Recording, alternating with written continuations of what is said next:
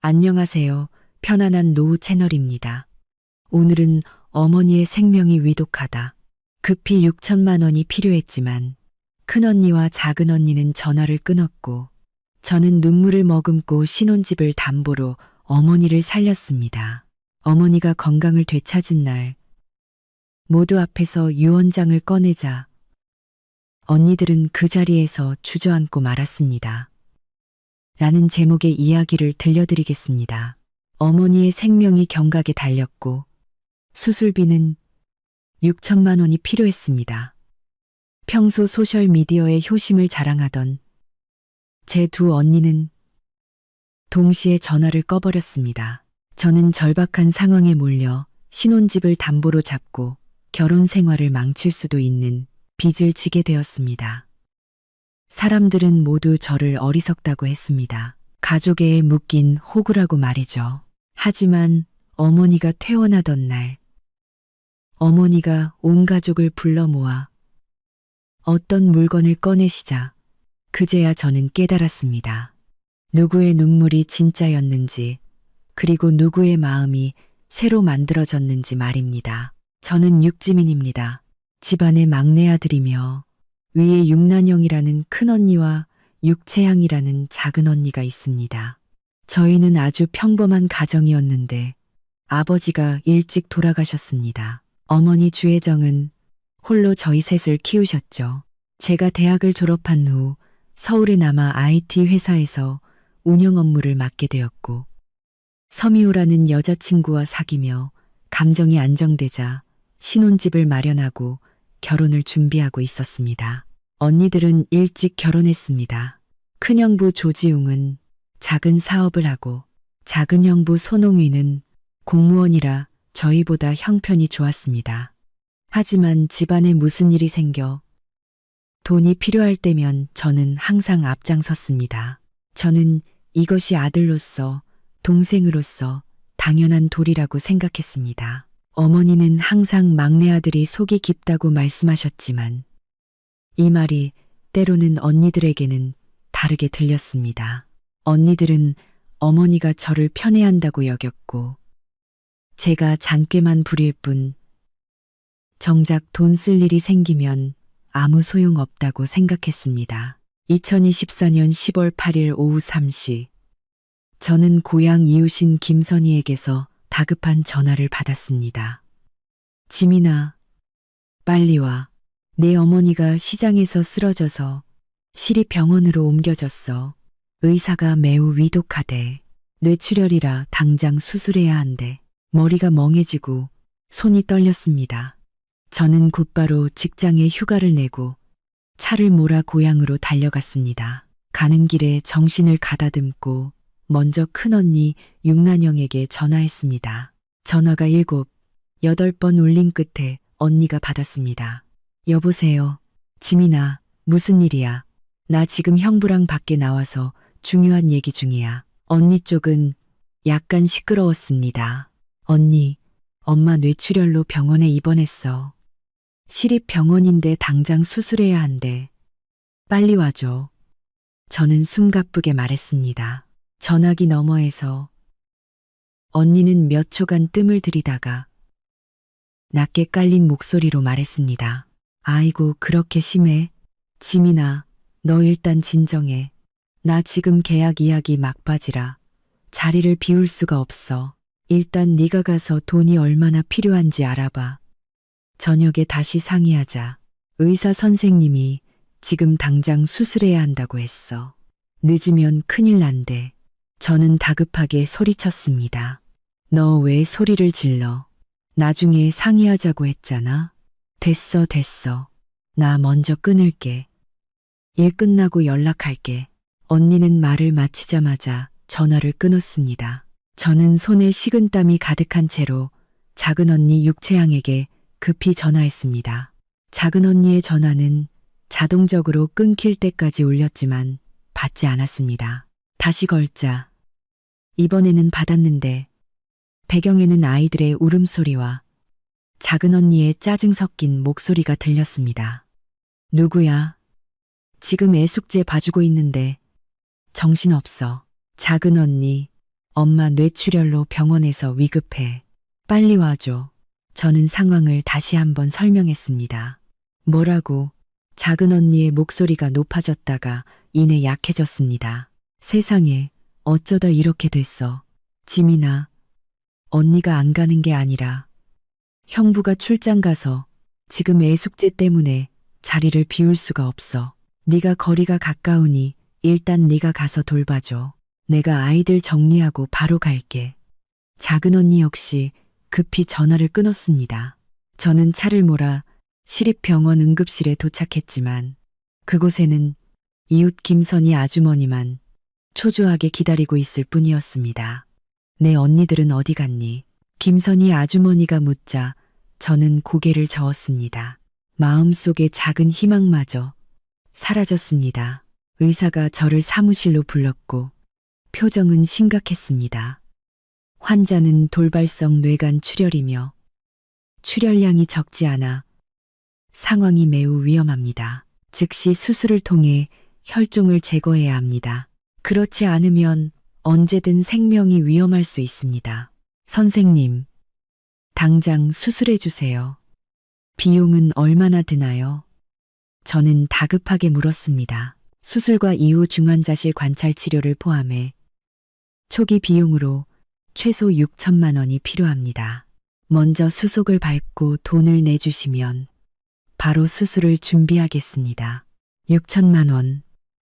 제 통장에 여자친구 미호와 모은 결혼 자금까지 합쳐도 2천만 원이 채 안 됐습니다. 나머지 4천만 원이 산처럼 저를 짓눌러 왔습니다. 저는 다시 휴대폰을 꺼내 손가락을 떨며 큰언니에게 전화했지만 지금 거신 전화는 전원이 꺼져 있습니다. 라는 안내만 나왔습니다. 작은 언니에게 다시 전화해도 마찬가지로 차가운 전원 꺼짐 안내음 뿐이었습니다. 두 언니는 상이라도 한 듯 동시에 전화를 꺼버린 것입니다. 저는 병원 복도에 서 있었습니다. 소독약 냄새가 코를 찔렀고 온몸이 얼음장 같았습니다. 어머니는 사선을 헤매고 있는데 저의 가장 가까운 두 언니는 사라지기를 택한 것입니다. 김선희 아주머니는 제 창백한 얼굴을 보더니 한숨을 쉬며 말했습니다. 지민아, 일단 내 어머니 살리는 게 먼저지. 맞습니다. 일단 엄마를 살려야 합니다. 저는 심호흡을 하고 계단으로 가서 여자친구 서미호에게 전화했습니다. 전화를 받자마자 미호의 밝은 목소리가 들려왔습니다. 지민아, 이 시간에 웬일이야? 보고 싶었어. 목이 메어 말이 잘 나오지 않았습니다. 미호야, 엄마가 뇌출혈로 당장 수술해야 한대. 언니들은 연락이 안 돼. 심각해. 너 병원에 있어? 미호의 목소리에는 걱정이 가득했습니다. 응, 너무 심각해. 6천만 원이 필요하대. 언니들은 연락이 안 돼. 미호야, 우리 신혼집 마련하려고 모아둔 계약금. 그걸로 좀. 전화기 너머에는 침묵이 흘렀습니다. 그 침묵은 마치 살을 도려내는 칼날 같았고 몇 초의 시간이 한 세기처럼 길게 느껴졌습니다. 지민아, 미호의 목소리가 떨렸습니다. 그건 우리가 4년 동안 모아서 결혼하려고 했던 집이야. 네 어머니 치료가 급하지. 그 돈은 일단 써도 돼. 하지만 네 언니들은 왜 돈을 안 내는 거야? 너 혼자 짊어지게 하려는 거 아니야. 나도 모르겠어. 제 목소리는 쉬어 있었습니다. 하지만 엄마가 돌아가시게 내버려 둘 수는 없어. 알겠어. 미호는 잠시 더 침묵하더니 말했습니다. 돈은 네 통장에 있을 거야. 비밀번호 알지? 일단 써. 하지만 지민아, 이 일에 대해서는 네 언니들이 분명한 설명을 내놓게 해야 해. 그렇지 않으면 내가 동의해도 우리 부모님은 절대 동의하지 않으실 거야. 가슴이 쓰렸지만 동시에 든든했습니다. 고마워, 미호야. 고맙다는 말은 하지 마. 빨리 어머니 구해야지. 미호는 전화를 끊었습니다. 이 2천만 원을 확보했지만 아직 4천만 원이 부족했습니다. 저는 휴대폰 연락처를 뒤지며 생각나는 친구와 동료들에게 연락하여 간신히 800만 원을 더 빌릴 수 있었습니다. 아직 3,200만 원이 부족했습니다. 시간은 1분 1초 흐르고 의사는 다시 한번 재촉했습니다. 저는 병실 밖으로 나가 유리창 너머로 호스로 가득 찬 어머니를 바라보았습니다. 어머니의 얼굴은 잿빛이었고 미동도 없었습니다. 그때 머릿속에 미친 생각이 떠올랐습니다. 저와 미호가 계약했던 그 신혼집 계약금은 냈고 매매 예약서도 썼지만 아직 대출은 나오지 않은 상태였습니다. 저는 떨리는 손으로 부동산 컨설턴트에게 전화했습니다. 왕 이사님, 제가 지금 그 집을 계약 취소하거나 담보로 잡으면 가장 빨리 얼마나 받을 수 있나요? 컨설턴트는 의아해했습니다. 육 선생님, 무슨 일 있으세요? 계약 취소하면 위약금 물어야 해서 손해가 큽니다. 담보 잡는 건 아직 등기 이전이 안 돼서 복잡하고 가격도 아주 낮게 책정될 겁니다. 얼마든 상관없어요. 가장 빨리 돈을 받을 수 있다면 3천만 원, 아니 3,200만 원 받을 수 있을까요? 저는 거의 소리쳤습니다. 상대방은 당황했습니다. 제가 단기 자금 융통회사를 알아보겠습니다. 하지만 이자가 매우 높을 거고 절차가 지금 당장 알아봐 주세요. 저는 그의 말을 잘랐습니다. 2시간 후 저는 작은 사채 회사 사무실에서 담보 계약서에 서명했습니다. 아직 손에 들어오지도 않은 신혼집을 담보로 잡고 3,200만 원을 빌렸습니다. 기한은 3개월, 이자는 엄청나게 높았습니다. 묵직한 체크카드를 들고 저는 병원으로 달려가 6천만 원의 비용을 모두 지불했습니다. 수술실 불은 오랫동안 켜져 있었습니다. 저는 문 앞에서 석상처럼 지키고 섰습니다. 큰언니와 작은언니의 전화는 여전히 꺼져 있었습니다. 밤늦게야 수술실 문이 열렸고 지친 의사는 고개를 끄덕였습니다. 수술은 성공적으로 끝났습니다. 혈종은 제거되었지만 아직 위험에서 벗어난 것은 아닙니다. 중환자실로 옮겨 관찰해야 합니다. 저는 다리가 풀려 바닥에 주저앉을 뻔했습니다. 어머니의 생명은 일단 구했지만 저는 6천만 원의 빚을 졌습니다. 그중 200만 원은 제 결혼 생활을 망칠 수도 있는 사채였습니다. 하지만 저는 그 순간 가치 있다고 생각했습니다. 적어도 어머니가 살아계시니까요. 어머니는 중환자실에 꼭 7일 동안 계셨습니다. 그 7일 동안 저는 휴가를 내고 병원 근처 작은 여관에 방을 얻었습니다. 매일 오후 30분만 면회가 가능했습니다. 언니들은 전화가 꺼진 지 이틀 만에 드디어 전화를 켰습니다. 먼저 작은 언니 육채양에게서 전화가 왔는데 목소리에는 미안함이 가득했습니다. 지민아, 정말 미안하다. 그때 휴대전화 배터리가 다 돼서 저절로 꺼졌지 뭐야. 애도 울고 정신이 하나도 없었어. 엄마는 어떠셔? 저는 언니의 완벽한 변명을 들으며 마음속은 차갑게 식었습니다. 수술 끝내고 중환자실에 계셔. 아이고, 천만다행이다. 역시 우리 동생이 든든하네. 돈은 다 냈어? 작은 언니의 목소리는 곧 가벼워졌습니다. 얼마나 들었어? 6천만 원. 저는 담담하게 말했습니다. 6천만 원? 언니는 숨을 들이마셨습니다. 그렇게 많이 들었어. 지민아, 너 그 많은 돈이 어디서 났니?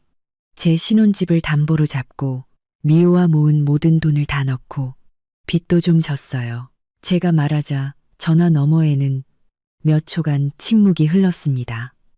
그리고 작은 언니의 목소리는 약간 복잡하게 변했습니다. 지민아, 너 왜 그렇게 충동적이야?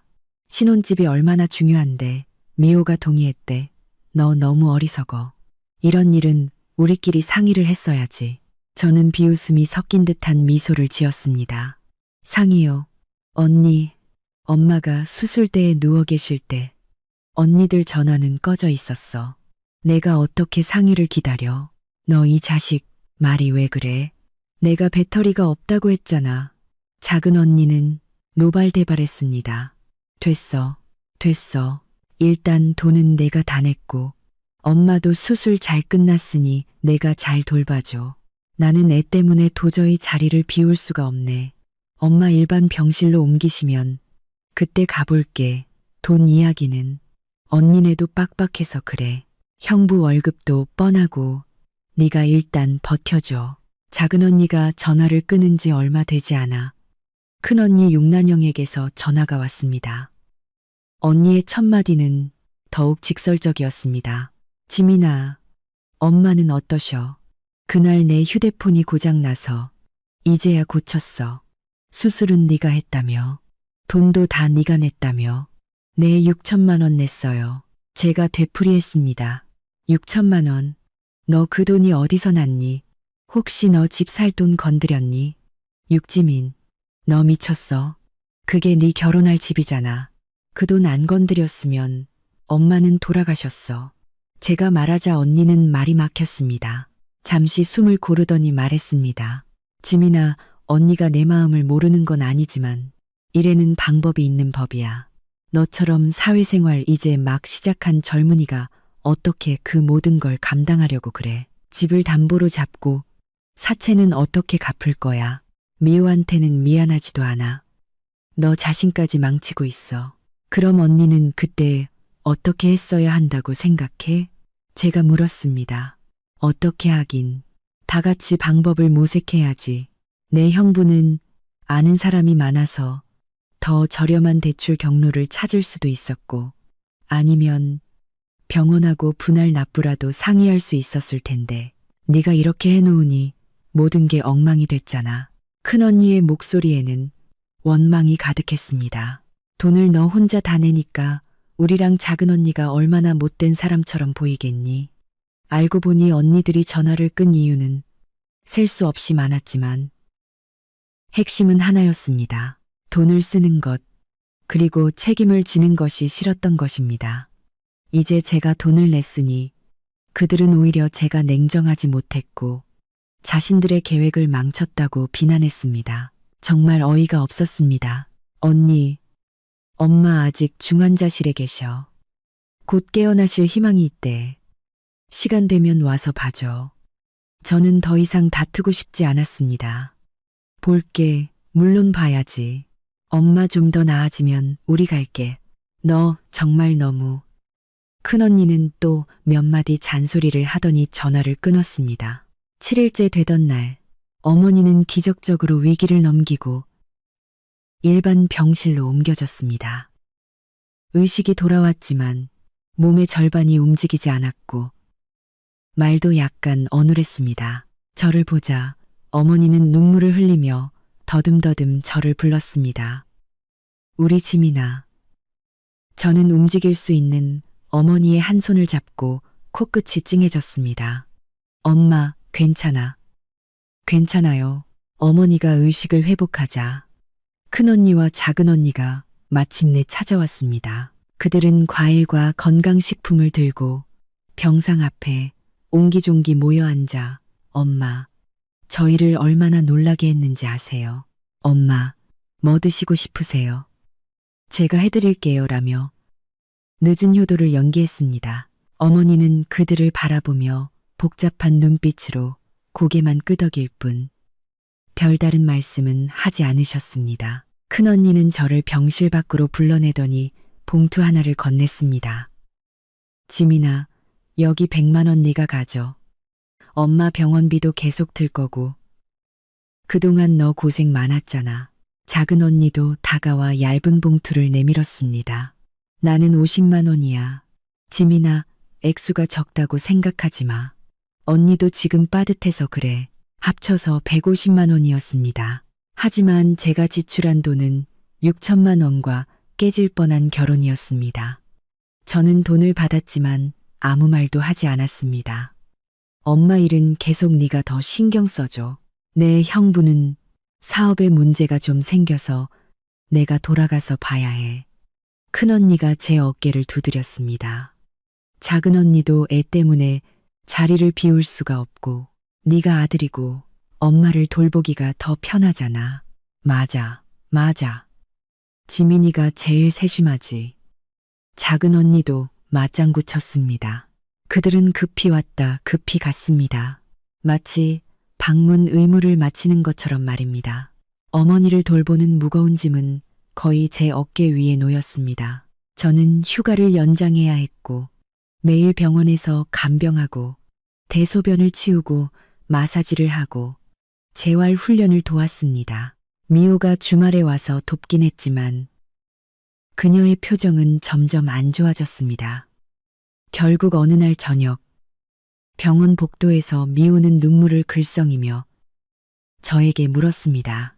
육지민, 그 200만 원. 사채는 3개월 후에 어떻게 갚을 거야? 우리 집은 이제 사라진 거야? 저는 아무 말도 할 수 없었습니다. 내 언니들은 겨우 150만 원 냈어. 미호의 눈물이 떨어졌습니다. 그들이 친딸인데 왜 모든 부담이 너한테만 오는 거야? 우리 엄마는 나한테 집 문제 물어보는데 나 사실대로 말도 못했어. 미호야, 미안해. 사과 말고는 할 말이 없었습니다. 난 미안하다는 말 필요 없어. 미호는 목소리를 낮춰 말했습니다. 난 우리의 미래가 필요해. 지민아, 난 널 사랑하고 네가 효자라는 걸 존경해. 하지만 효도에도 방식이 있는 거야. 이건 멍청한 효도야. 네 언니들이 널 바보로 알고 가지고 노는 거야. 네가 마음이 약해서 어머니를 포기하지 못할 거라는 걸 이용한 거라고. 그녀의 말은 제 가슴에 바늘처럼 박혔습니다.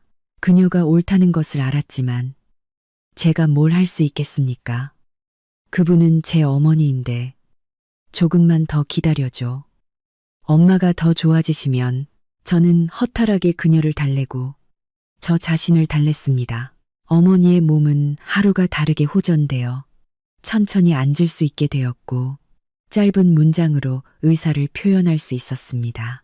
하지만 어머니가 저를 보는 눈빛은 항상 안쓰러움과 차마 말하지 못하는 무언가로 가득했습니다. 때로는 제 손을 잡고 흐느끼며 한숨만 쉬셨습니다. 제가 무슨 일이냐고 물으면 어머니는 고개를 저으며 우리 아들 고생 많았지 라고만 말씀하셨습니다.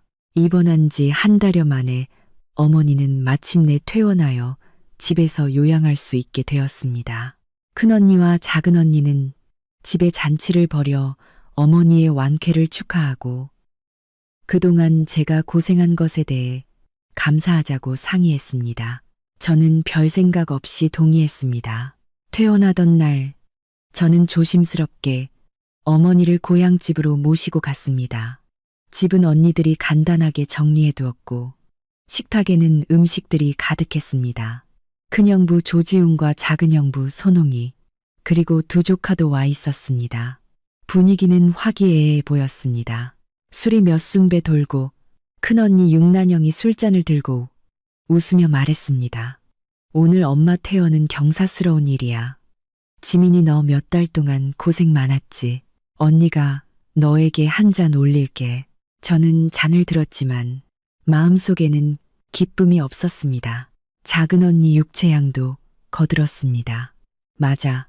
지민아, 너 덕분에 엄마가 살아나셨어. 앞으로도 네가 많이 돌봐야 할 거야. 우린 거리가 멀어서 자주 오가기 불편하잖아. 저는 고개만 끄덕일 뿐 아무 말도 하지 않았습니다. 그때 어머니가 갑자기 식탁을 가볍게 두드리셨습니다. 모두 조용해져서 어머니를 바라보았습니다. 어머니는 회복 상태가 좋았고 걸음걸이가 조금 불편한 것 외에는 정신이 또렷하셨습니다. 어머니는 저희 삼남매를 바라보며 천천히 입을 여셨고 목소리는 명료했습니다. 오늘 다 모였으니 내가 할 말이 있다. 어머니는 잠시 멈췄다가 큰언니와 작은언니를 바라보았고 시선은 마침내 제게 닿았습니다. 그 눈빛에는 자애로움과 미안함, 그리고 제가 읽을 수 없는 결단력이 있었습니다. 내 목숨은 지민이가 살려낸 거다. 그 6천만 원이 어떻게 마련된 건지 나는 알고 있다. 큰언니와 작은언니의 안색이 미세하게 변했습니다. 어머니는 옆에 두었던 낡은 천가방에서 누런 서류 봉투 하나를 천천히 꺼내 식탁 위에 놓았습니다. 이 안에 있는 것은 원래 내가 정말 늙어 움직이지 못하게 되거나 눈 감을 때가 되어서야 꺼내려고 했었다. 어머니는 봉투를 쓰다듬으며 말했습니다. 하지만 지금이 그때인 것 같구나. 큰형부 조지웅이 참지 못하고 물었습니다. 장모님 그 안에 뭐가? 어머니는 그를 보지 않고 봉투를 찢어 몇 장의 종이를 꺼냈습니다. 종이는 약간 낡았지만 글씨와 붉은 인장은 선명했습니다. 어머니는 고개를 들고 작은 목소리로 말했지만 그 소리는 모두의 귓가에 천둥처럼 울려 퍼졌습니다. 이것은 내 유언장이다. 3년 전에 박 변호사에게 가서 작성했지. 순간 병실은 죽은 듯이 고요해졌습니다. 유언장 두 글자는 천근만근 무거웠고 거실은 쥐 죽은 듯 조용했습니다. 큰언니 육난영은 손에 쥔 젓가락을 식탁 위에 딸깍 떨어뜨렸습니다. 작은언니 육채양은 입을 벌린 채 눈을 동그랗게 떴습니다. 두 형부도 얼어붙어 놀란 표정이었습니다. 어머니 주혜정은 매우 평온했습니다. 어머니는 천천히 종이들을 펼치고 돋보기를 고쳐 쓰셨습니다. 3년 전에 내가 심장에 문제가 있다는 진단을 받고 그때부터 죽음을 생각했다. 어머니의 목소리는 높지 않았지만 모든 단어가 명확했습니다. 나는 큰 재산은 없다. 이 낡은 집과 너희 아버지가 그해 공장 개편으로 명예퇴직금으로 받은 돈 일부를 내가 고스란히 모아둔 게 전부다. 어머니는 저를 바라보았습니다. 지민이가 신혼집을 담보로 사채를 빌린 200만 원은 이자까지 합하면 500만 원 정도 되겠지. 제가 고개를 끄덕이자 목이 메었습니다. 엄마, 어떻게 아셨어요? 어머니는 씁쓸하게 웃으셨습니다. 김선희 아주머니가 나랑 병실에서 이틀 같이 있었는데 그분 딸이 은행에서 일해서 네가 여기저기 돈 빌리고 집 담보 잡는 거 물어봤다는 걸 듣고 나 깨어난 뒤에 몰래 알려줬단다. 어머니의 시선은 큰언니와 작은언니에게로 향했습니다. 그 눈빛에는 평소의 온화함이 사라지고 깊은 실망감과 알 수 없는 거리감이 있었습니다. 난영아, 채양아, 엄마가 쓰러진 그날 너희 둘 전화는 왜 동시에 꺼져 있었니?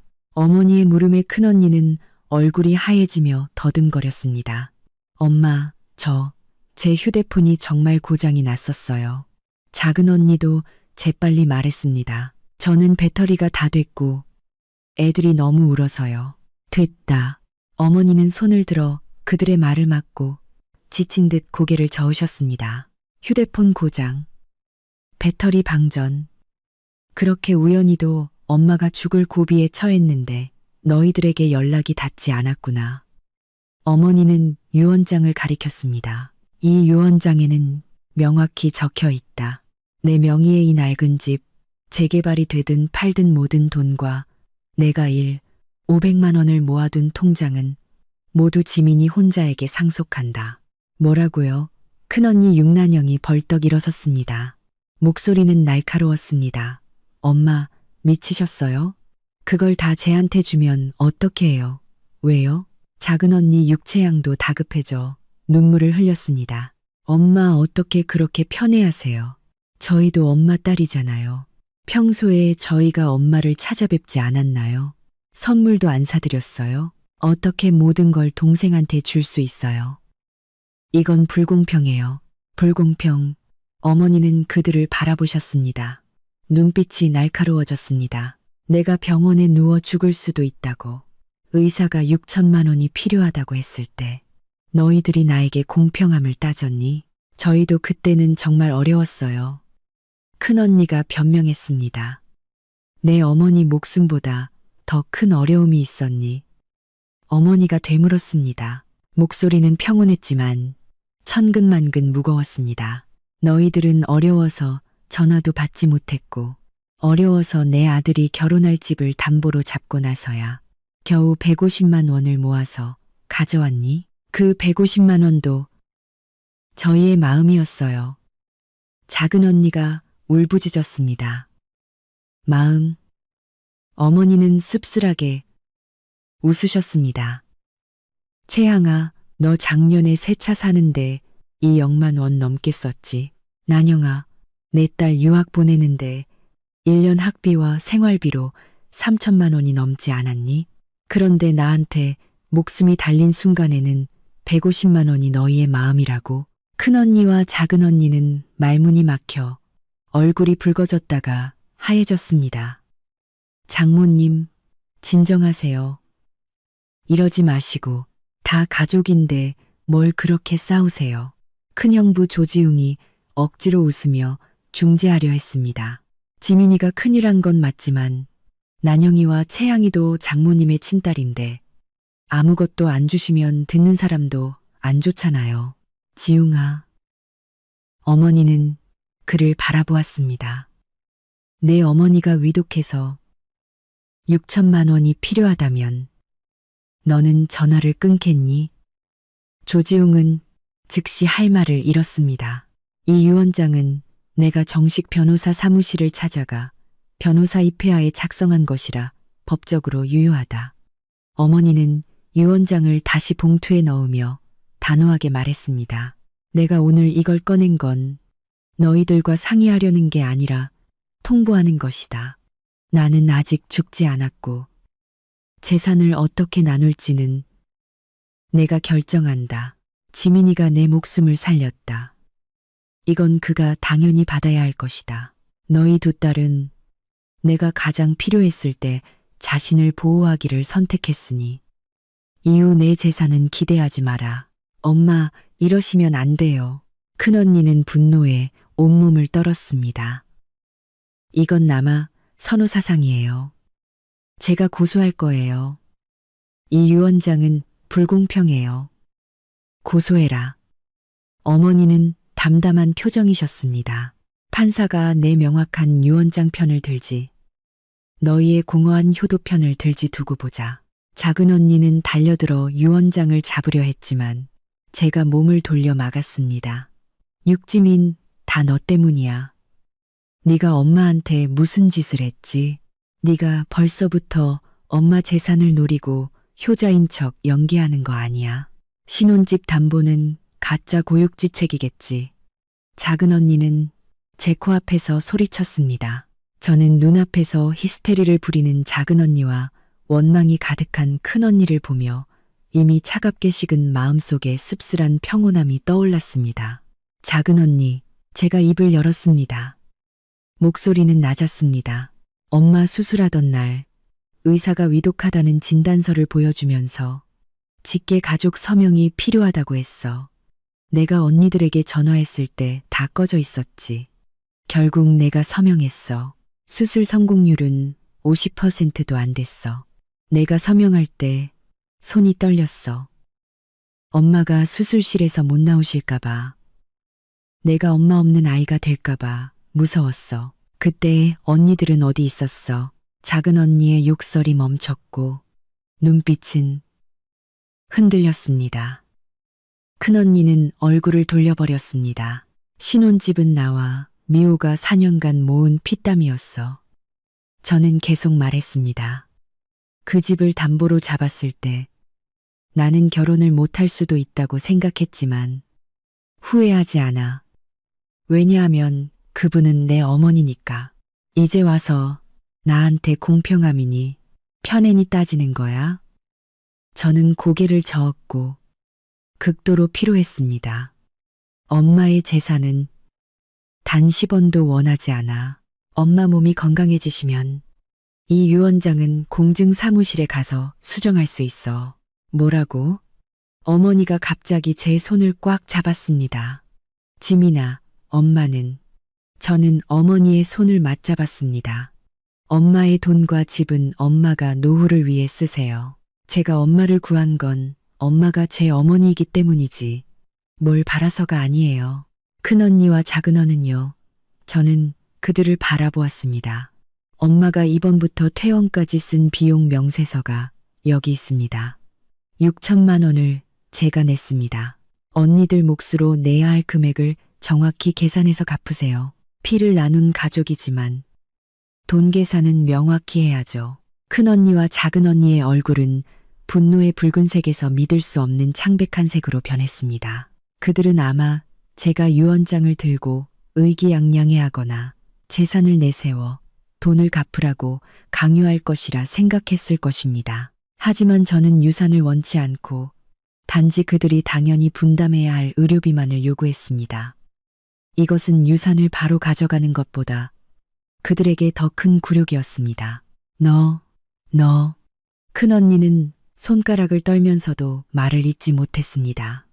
이른바 축하가족 식사는 이렇게 파국으로 치달았습니다. 큰언니와 작은언니는 문을 쾅 닫고 나갔고 형부들도 언짢은 표정으로 그들을 따라 집을 떠났습니다. 집에는 어머니와 저만 남았습니다. 어머니는 제 손을 잡고 하염없이 눈물을 흘리셨습니다. 지민아, 엄마가 미안하다. 엄마는 알았다. 이 유언장을 꺼내면 너희 남매의 정은 완전히 끊어질 거라는 것을. 저는 어머니의 눈물을 닦아드렸습니다. 엄마, 끊어지지 않아도 거칠애 뿐인 정이었어요. 이 일을 겪으면서 전 분명히 알았어요. 엄마는 너무 괴로워하지 마세요. 엄마가 건강하게 살아계시는 게 무엇보다 중요해요. 그 돈과 집은 네가 가져야 한다. 어머니는 단호하게 말씀하셨습니다. 그건 엄마의 마음이고 네가 받아야 할 몫이야. 네가 내 언니들을 생각할 때 그들은 널 생각했니? 저는 침묵하며 대답하지도 더 이상 거절하지도 않았습니다. 마음이 무거웠습니다. 유언장 파문은 잠잠해진 듯 했지만 물밑에서는 소용돌이가 치고 있었습니다. 이대로 끝이 아닐 것이라는 것을 저는 알고 있었습니다. 예상대로 며칠 지나지 않아 문제가 생겼습니다. 먼저 고향의 친척, 삼촌, 이모들에게서 전화가 빗발쳤습니다. 그들은 한결같이 저를 설득했습니다. 지민아, 내 어머니가 재산을 다 너에게 준다는 말을 들었다. 이러면 가족 간에 불화가 생긴다. 네가 아들이니 더 책임지는 건 맞지만 딸들에게 아무것도 안 주는 건 너무하다. 내 어머니가 늙어 정신이 오락가락하는 거다. 너라도 현명하게 처신해서 가정을 깨뜨리지 마라.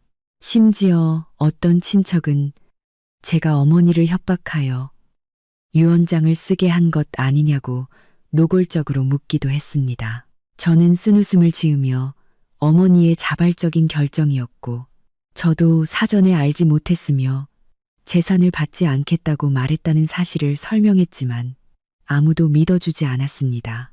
그들의 시각에서 수혜자는 저였고 제 말은 모두 위선적인 변명일 뿐이었습니다. 미호는 유언장 사실을 알고는 복잡한 심정이었습니다. 네, 어머니가 너한테 뜨거운 감자를 던지신 거야. 네, 두 언니는 절대 가만히 있지 않을 거야. 미호가 한숨을 쉬며 말했습니다. 알아. 저는 미간을 짚었습니다. 미호야, 그 사채건은 내가 내 부모님께 말씀드렸어. 이미 말씀드렸어. 미호가 제 말을 잘랐습니다. 목소리는 기운이 없었습니다. 두 분이 많이 화나셨지만 이미 벌어진 일이니 일단 돈을 빌려줄 테니 사채부터 갚으래. 집은 당분간 생각하지 말자고. 저는 가슴이 먹먹해져 미호를 꼭 안아주었습니다.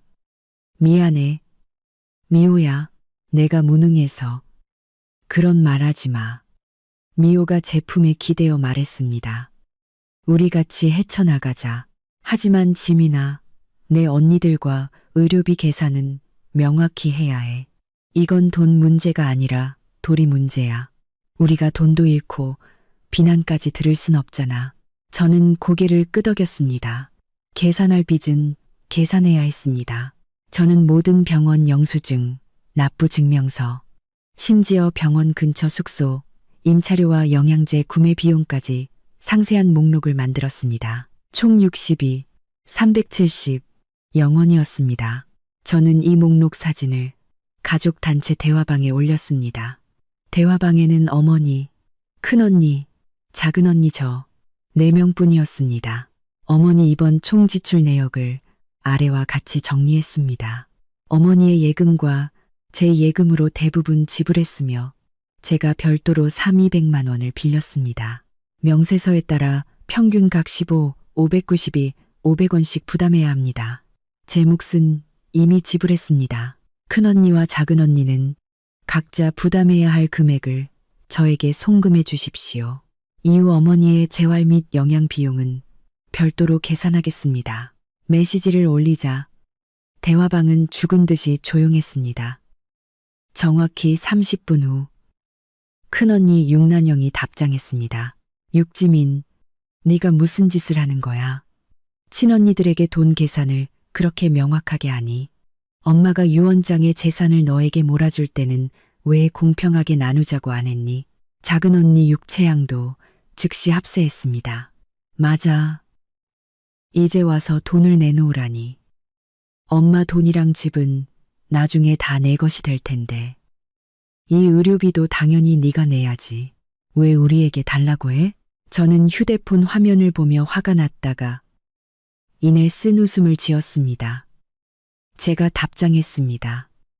첫째, 유언장은 어머니가 쓰신 것입니다. 저는 사전에 알지 못했으며 받지 않겠다고 분명히 말했습니다. 둘째, 어머니 돈은 어머니의 돈이지 제 돈이 아닙니다. 셋째, 부모님을 부양하고 의료비를 지불하는 것은 자녀들의 공동 법적 의무이며 유산 상속과는 무관합니다. 명세서는 여기 있습니다. 이의가 있으면 법원으로 가서 판사에게 각자의 분담 몫을 결정해 달라고 요청할 수 있습니다. 지금 우리를 협박하는 거야. 우리를 고소하겠다는 거니. 큰언니는 음성 메시지를 보냈는데 목소리가 변조될 정도로 화가 나 있었습니다. 육지민, 너 정말 컸구나. 돈 때문에 언니까지 버리겠다는 거니? 작은언니도 울먹이는 음성 메시지를 보냈습니다. 엄마, 지민이 좀 보세요. 얘가 우리를 막다른 길로 몰아넣고 있어요. 우리가 그 많은 돈이 어디 있어요. 그때 어머니가 대화방에 음성 메시지 하나를 보냈는데 목소리가 매우 차가웠습니다. 명세서 내가 봤다. 지민이가 계산한 것이 맞다. 각자 낼 돈은 각자 내거라. 대화방은 다시 침묵에 잠겼고 곧이어 큰언니와 작은언니는 대화방을 나갔습니다. 저는 화면에 뜬 상대방이 채팅방을 나갔습니다. 라는 메시지를 보며 마음속 마지막 희미한 따뜻함도 꺼지는 것을 느꼈습니다. 그들은 연락을 완전히 끊는 가장 단호한 방법을 택했습니다. 좋다. 조용해지겠지. 하지만 저는 인간 본성의 밑바닥을 과소평가했습니다. 며칠 후 저는 모르는 번호로 전화를 받았습니다. 고향 주민센터에서 온 전화였습니다. 육지민 씨 맞습니까? 큰딸 육난영 씨와 작은딸 육채양 씨가 저희에게 상황을 보고했습니다. 어머니 주혜정 어르신이 정신이 온전치 않거나 협박을 받은 상태에서 유언장을 작성했을 수 있다며 주민센터의 개입과 조정, 그리고 어르신의 행위, 능력, 감정을 신청했습니다. 저는 전화를 쥔 손이 차가워졌습니다. 그들이 이 단계까지 오다니. 주민센터에 소란을 피우고 어머니의 행위 능력, 감정까지 신청하다니. 이것은 단순히 돈을 원하는 것을 넘어 불효하고 어머니를 협박했다는 오명을 저에게 씌우고 유언장의 합법성을 문제 삼아 향후 유산 분쟁을 준비하려는 속셈이었습니다. 그들의 마음은 끔찍했습니다. 저는 즉시 어머니께 이 사실을 말씀드렸습니다.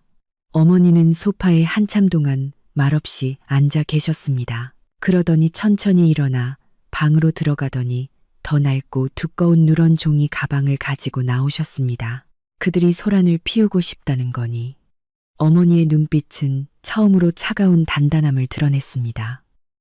지민아, 내일 엄마랑 주민센터에 같이 가자.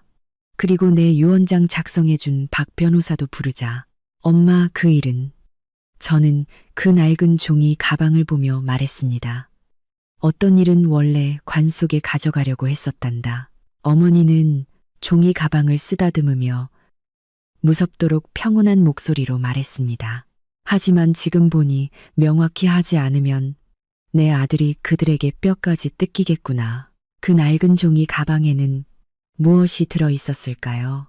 다음 날 아침, 저는 어머니를 모시고 주민센터로 갔습니다. 문을 열고 들어가자 큰언니 육난영과 작은언니 육채양이 앉아 있었고 옆에는 말을 잘할 것 같은 중년 여성이 앉아 있었습니다.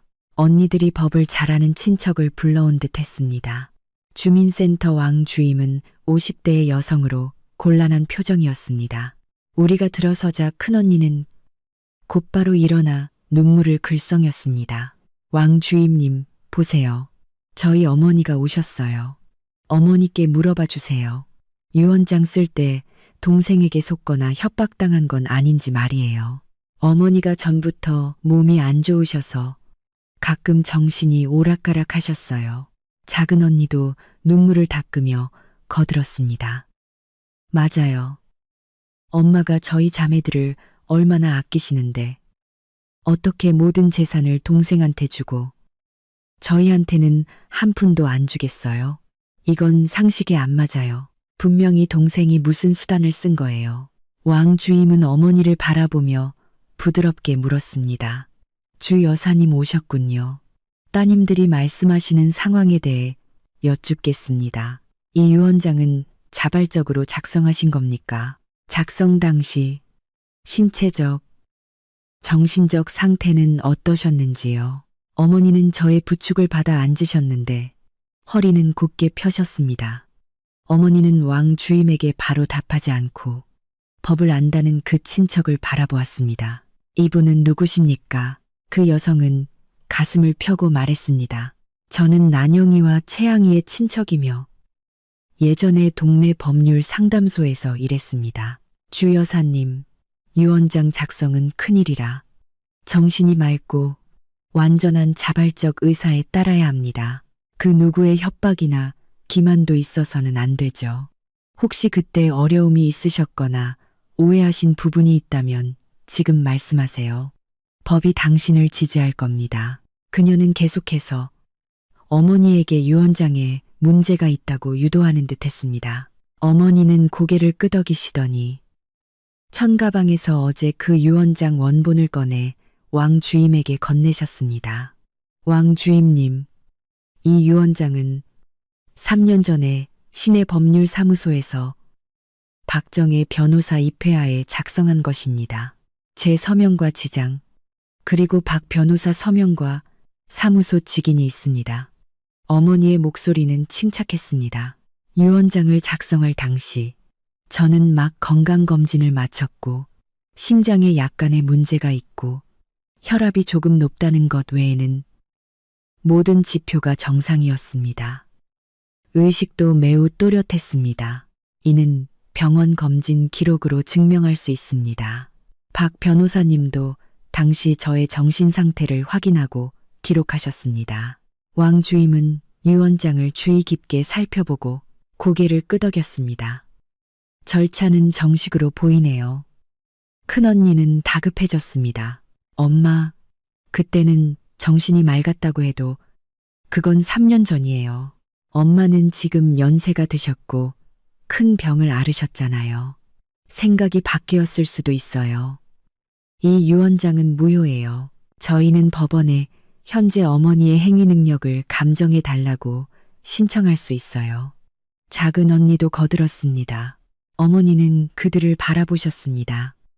눈빛에는 슬픔과 더 깊은 무엇인가가 담겨 있었습니다. 어머니는 천천히 더 낡은 누런 종이 가방을 펼치셨습니다. 그리고 그 안에서 색이 누렇게 변한 편지 한 장을 꺼내셨습니다. 종이는 부서질 듯 약했고 만년필 글씨도 약간 발해 있었습니다. 이 종이는 너희들이 아마 기억 못할 것이다. 어머니의 목소리는 나지막했지만 세월을 관통하는 힘이 있었습니다. 이건 25년 전 너희 아버지가 병상에 누워 계실 때 움직일 수 있는 오른손으로 직접 쓰신 것이다. 아버지, 저와 언니들은 모두 멍해졌습니다. 아버지가 돌아가셨을 때, 그때 너희 아버지는 공장의 기술 핵심 인력이셨는데, 공장 사정이 안 좋아지자 너희들 공부시키려고 밤낮 없이 일하시다 가난 말기가 되었다. 진단받았을 때는 이미 늦었지. 어머니의 목소리가 떨렸습니다. 반년 동안 치료하다가 집안의 모든 돈을 썼고 빚까지 졌다. 아버지는 집에 부담을 주기 싫어서 치료를 포기하려 하셨다. 그때 난영이는 16살, 채양이는 13살, 지민이는 겨우 8살이었다. 어머니는 저희를 훑어보셨습니다. 너희 아버지가 돌아가시기 전에 내 손을 잡고 이걸 쓰셨다. 이건 유서가 아니라 당부였다.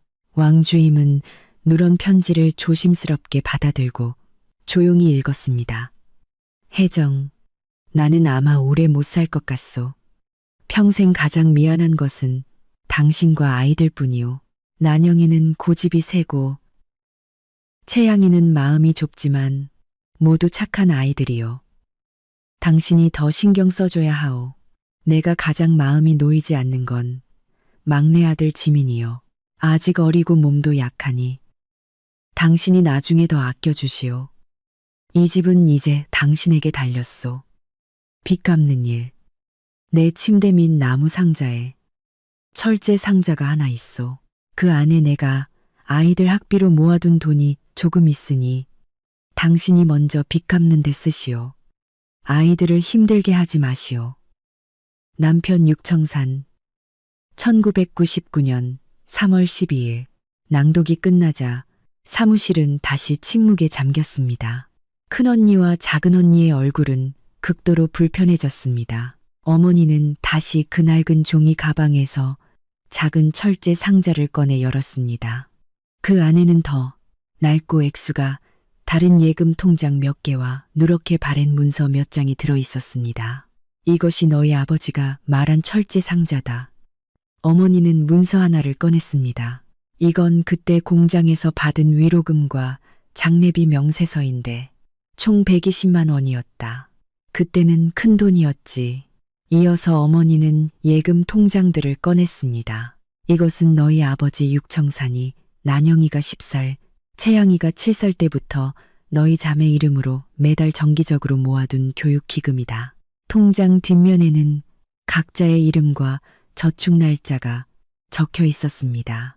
아버지는 딸들도 공부해서 출세해야 한다고 말씀하셨다. 이 돈을 다 합치면 80만 원이 조금 넘었다. 그 시절에는 너희 자매가 고등학교까지 다닐 수 있는 금액이었다. 어머니는 고개를 들어 얼어붙은 큰언니와 작은언니를 바라보았습니다. 너희 아버지가 돌아가신 후 나는 위로금으로 빚을 갚았고 남은 돈과 내가 여기저기서 일해서 번 돈으로 난영이는 간호대학까지, 채양이는 실업고등학교까지 마칠 수 있도록 뒷바라지했다. 우리 아들 지민이는 어머니는 저를 보셨고 눈에 눈물이 고였습니다. 8살의 아버지를 잃었다. 너희 자매는 적어도 몇 년의 아버지 사랑을 더 받았지. 이 아이가 받은 것은 이 철제 상자와 더 아껴주라는 아버지의 마지막 당부뿐이었다. 나는 너희 자매에게 지난 세월 동안 부족함 없이 해줬다고 생각한다. 너희가 시집 갈 때도 최선을 다해 혼수를 마련해 주었고 너희가 아이 낳을 때도 내가 가서 산후조리도 해줬다.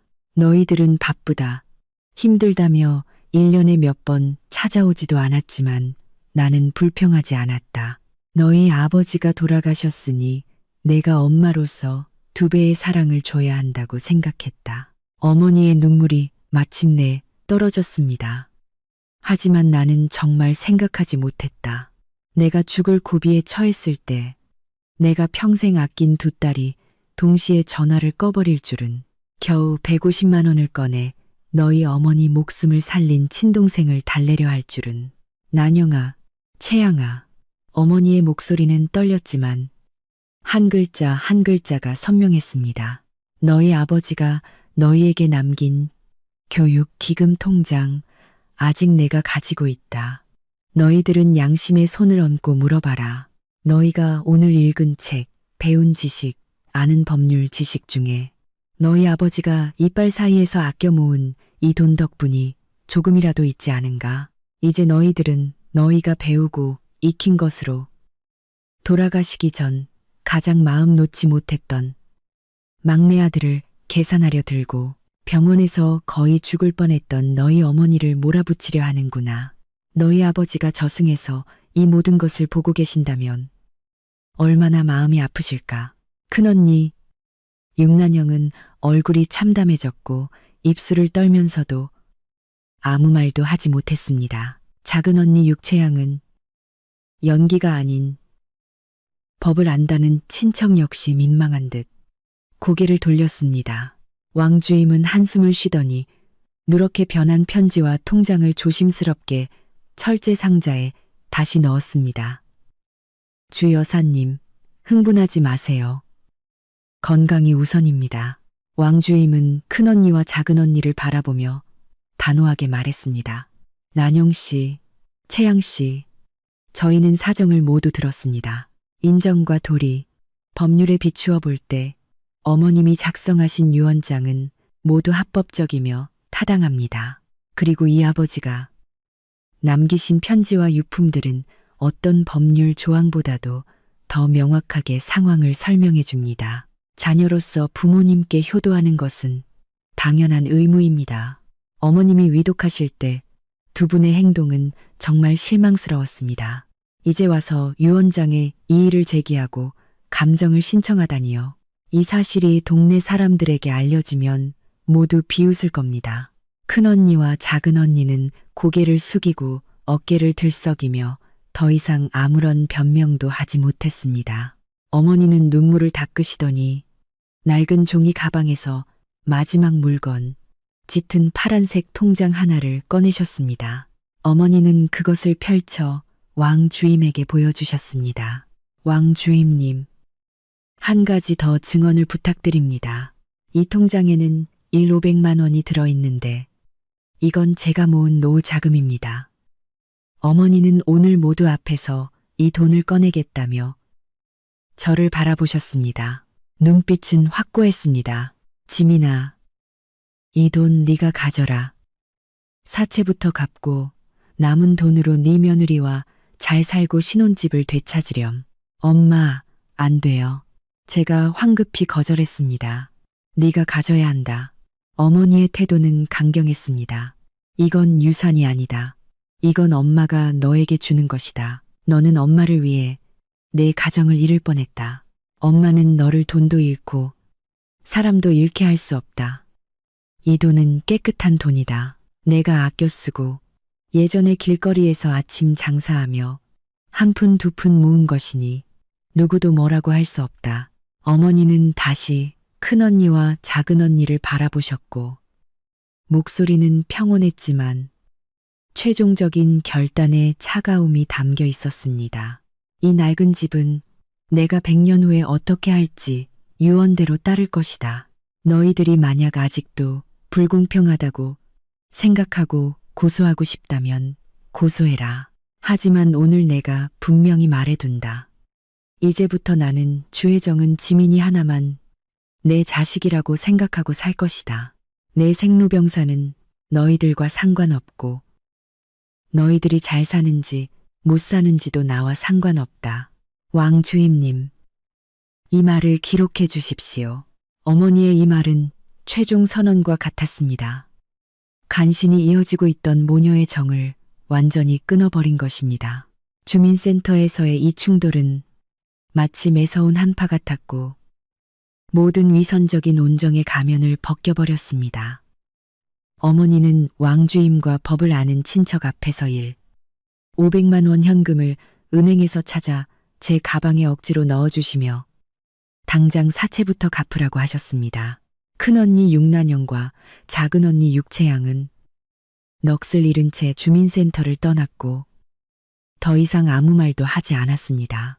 저는 그들이 뉘우쳤다기보다 이 이상 소란을 피우면 아무것도 얻지 못할 뿐 아니라 어머니를 버리고 아버지의 유산까지 계산했다는 악명이 고향에 완전히 퍼져버릴 것을 두려워했음을 알았습니다. 그들은 원한과 수치심을 담은 침묵을 택했습니다. 저는 어머니가 주신 돈으로 그 끔찍했던 사채를 갚고 신혼집의 담보 계약서를 되찾았습니다. 그 가볍지만 천근만근 무거웠던 계약서를 찢어버릴 때 어깨 위에 큰 산이 마침내 사라지는 것을 느꼈습니다. 미호는 저를 안고 울면서도 웃었습니다. 어머니, 정말 대단하세요. 저는 그분이 좀 유약하다고 생각했는데 엄마는 단지 따지기 싫었던 것뿐이야. 저는 미호를 안았습니다. 단호해야 할 때는 누구보다 명확해. 어머니의 건강은 점점 더 좋아지셨고 이제는 아파트 아래에서 천천히 산책도 하실 수 있게 되었습니다. 어머니는 큰언니와 작은언니의 어떤 형태의 방문도 단호히 거부하셨고 전화도 받지 않으셨습니다. 집은 완전히 조용해졌습니다. 저는 이 일이 이렇게 끝났다고 생각했습니다. 적어도 표면적으로는 차가운 평화가 유지될 것이라고 말입니다. 하지만 저는 인간 본성의 복잡성 또는 탐욕의 완고함을 과소평가했습니다. 며칠 후 저는 예상치 못한 방문객을 맞이했습니다. 바로 작은 형부 손홍이에게서 전화가 온 것입니다. 그의 말투는 매우 공손했고 심지어 아첨하는 기색마저 있었습니다. 지민아, 바쁜가? 오늘 저녁 시간 있니? 형부가 너한테 밥 한 끼 대접하고 싶은데 상의할 일이 좀 있어서 말이야. 저는 본능적으로 거절하고 싶었습니다. 작은 언니네 가족이 이 모든 일에서 보여준 모습에 저는 질려 있었습니다. 형부, 무슨 일 있으면 전화로 말씀하세요. 제 목소리는 담담했습니다. 전화로 말하기 어려워. 만나서 얘기하자. 우리 둘만. 내 작은 언니는 몰라. 손홍이는 목소리를 낮췄습니다. 얼굴 한번 보여줄래? 저는 잠시 생각하다가 동의했습니다. 그들이 또 어떤 수작을 부리는지 알고 싶었습니다. 저녁 식사는 꽤 괜찮은 식당의 방에서 이루어졌습니다. 손홍이는 음식을 잔뜩 시키고는 끊임없이 저에게 술을 따르며 의미 없는 인사치레만 늘어놓았습니다. 술이 몇 순배 돌자 그는 마침내 본론으로 들어갔습니다.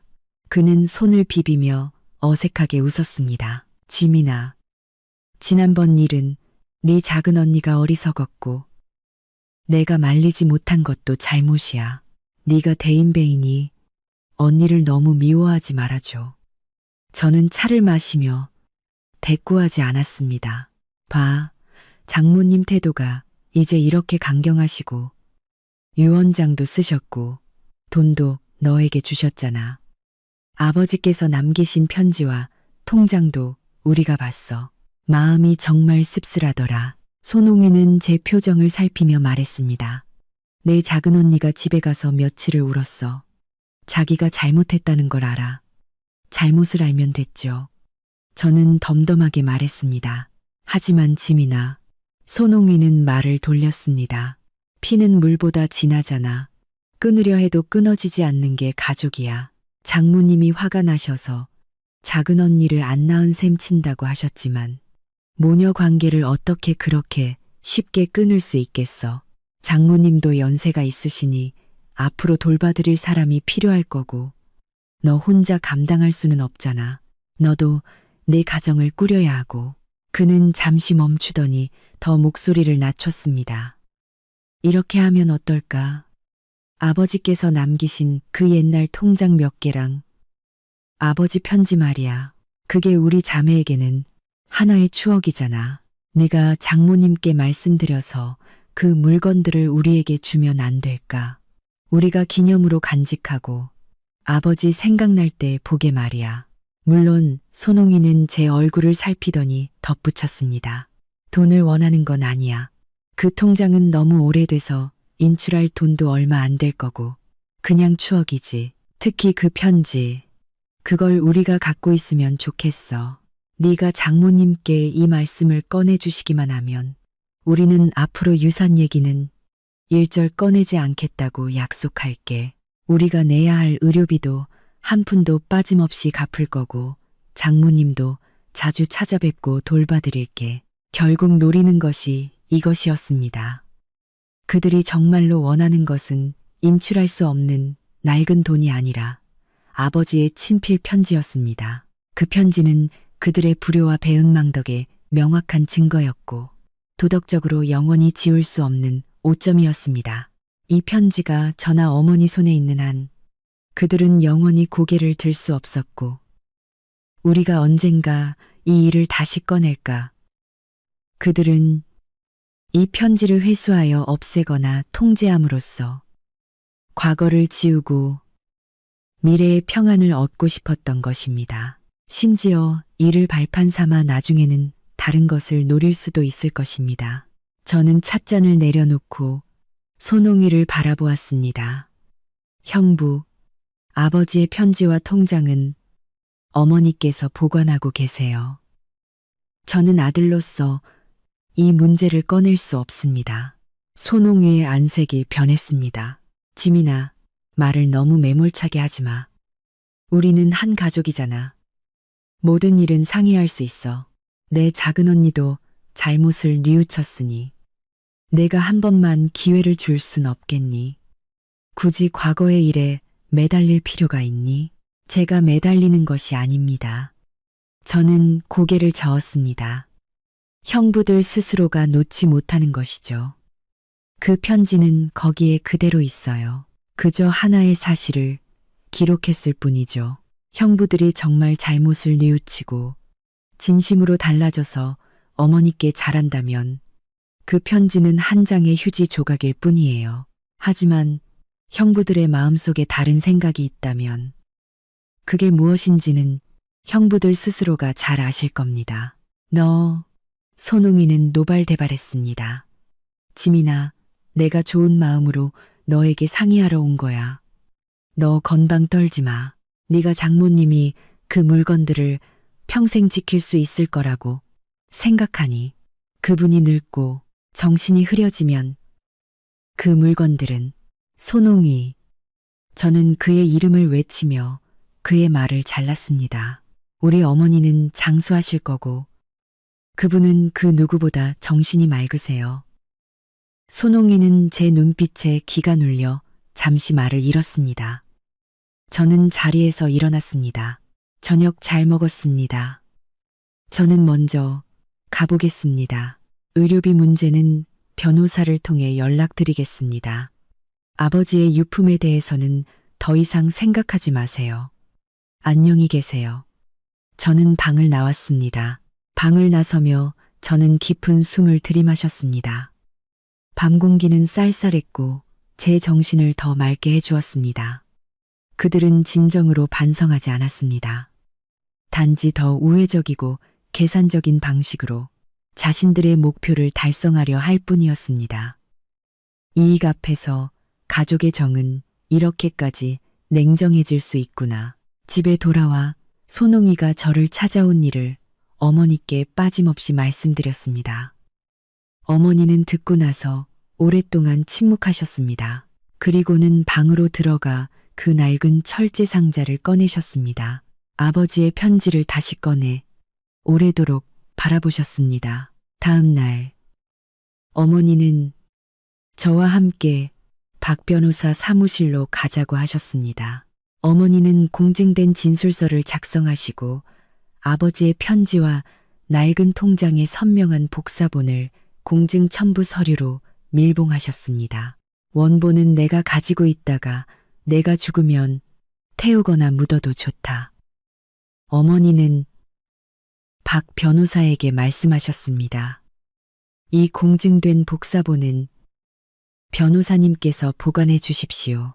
앞으로 내 두 딸이나 그들의 대리인이 유산이나 다른 일로 내 아들을 괴롭히거나 밖에서 부도덕한 발언으로 아들을 비방한다면 박 변호사님은 이 공증서와 첨부 문서를 필요한 사람에게 보여주십시오.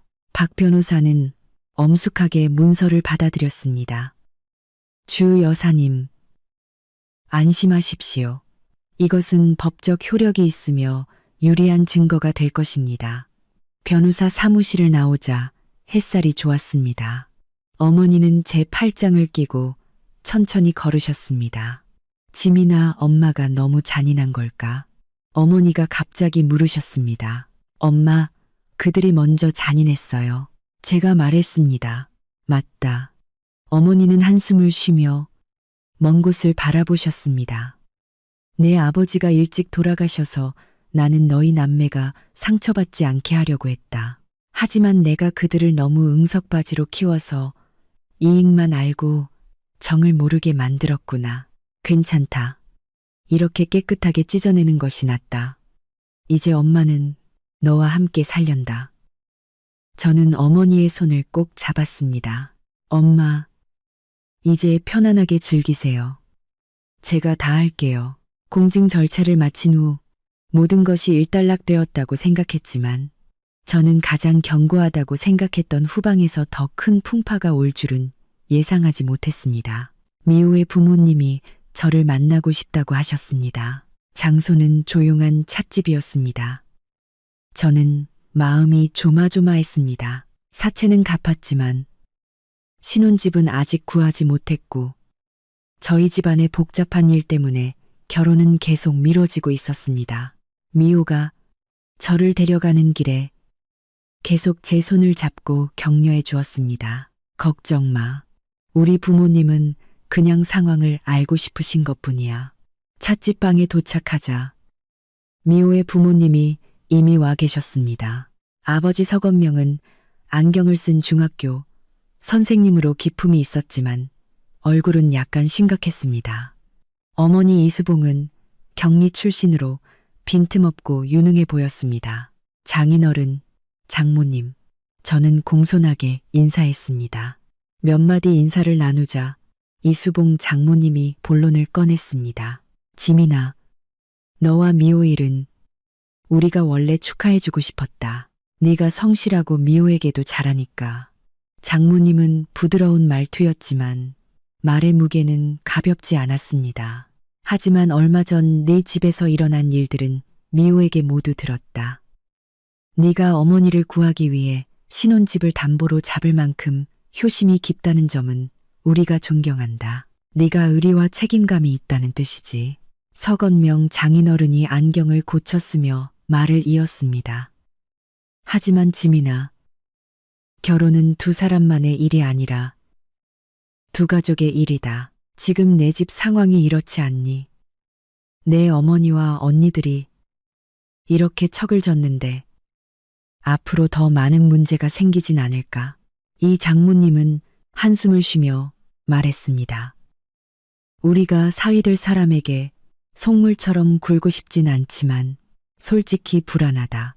내 어머니가 재산을 너에게 모두 주고 언니들과 완전히 연을 끊은 셈인데 앞으로 어머니의 간병과 병원비는 모두 네가 혼자 감당해야 하는 거 아니니? 그리고 네 언니들이 억울해서 툭하면 찾아와 소란을 피우지는 않을까?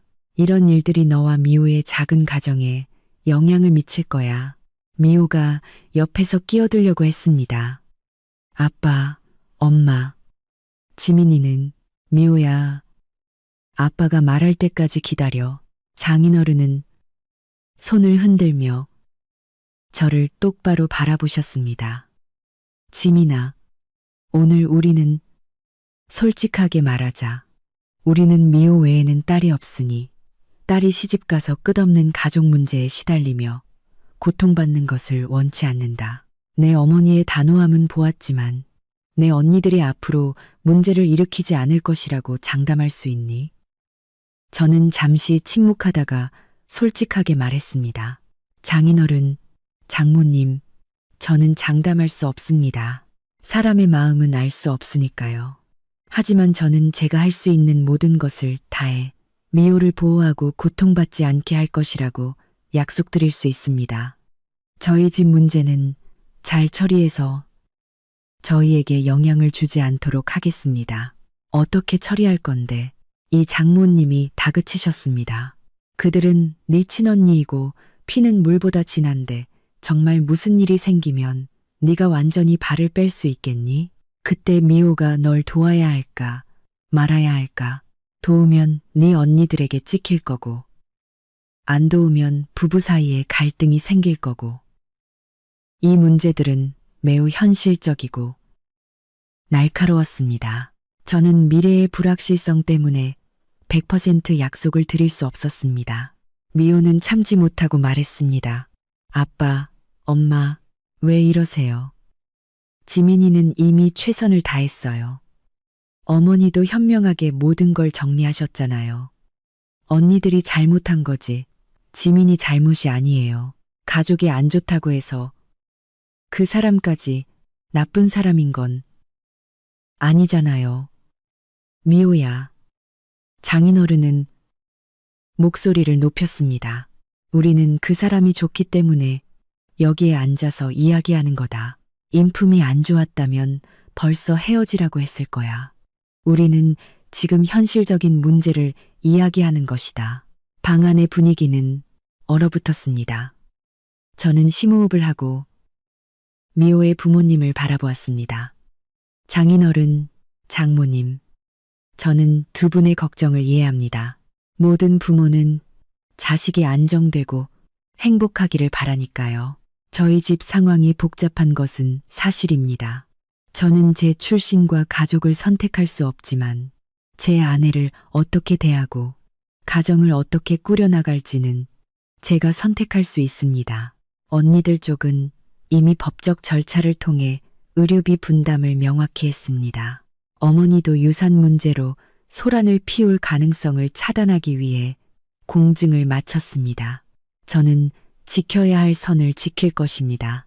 어머니를 봉양하는 것은 저의 피할 수 없는 책임이지만 저는 가정을 잘 꾸려나갈 것이라고 저의 재정 능력과 시간, 에너지는 모두 저와 미호의 미래를 중심으로 계획될 것입니다. 저는 미호가 저의 본가 때문에 무한정 희생하도록 내버려 두지 않을 것입니다. 저희 신혼집은 계속 노력할 것입니다.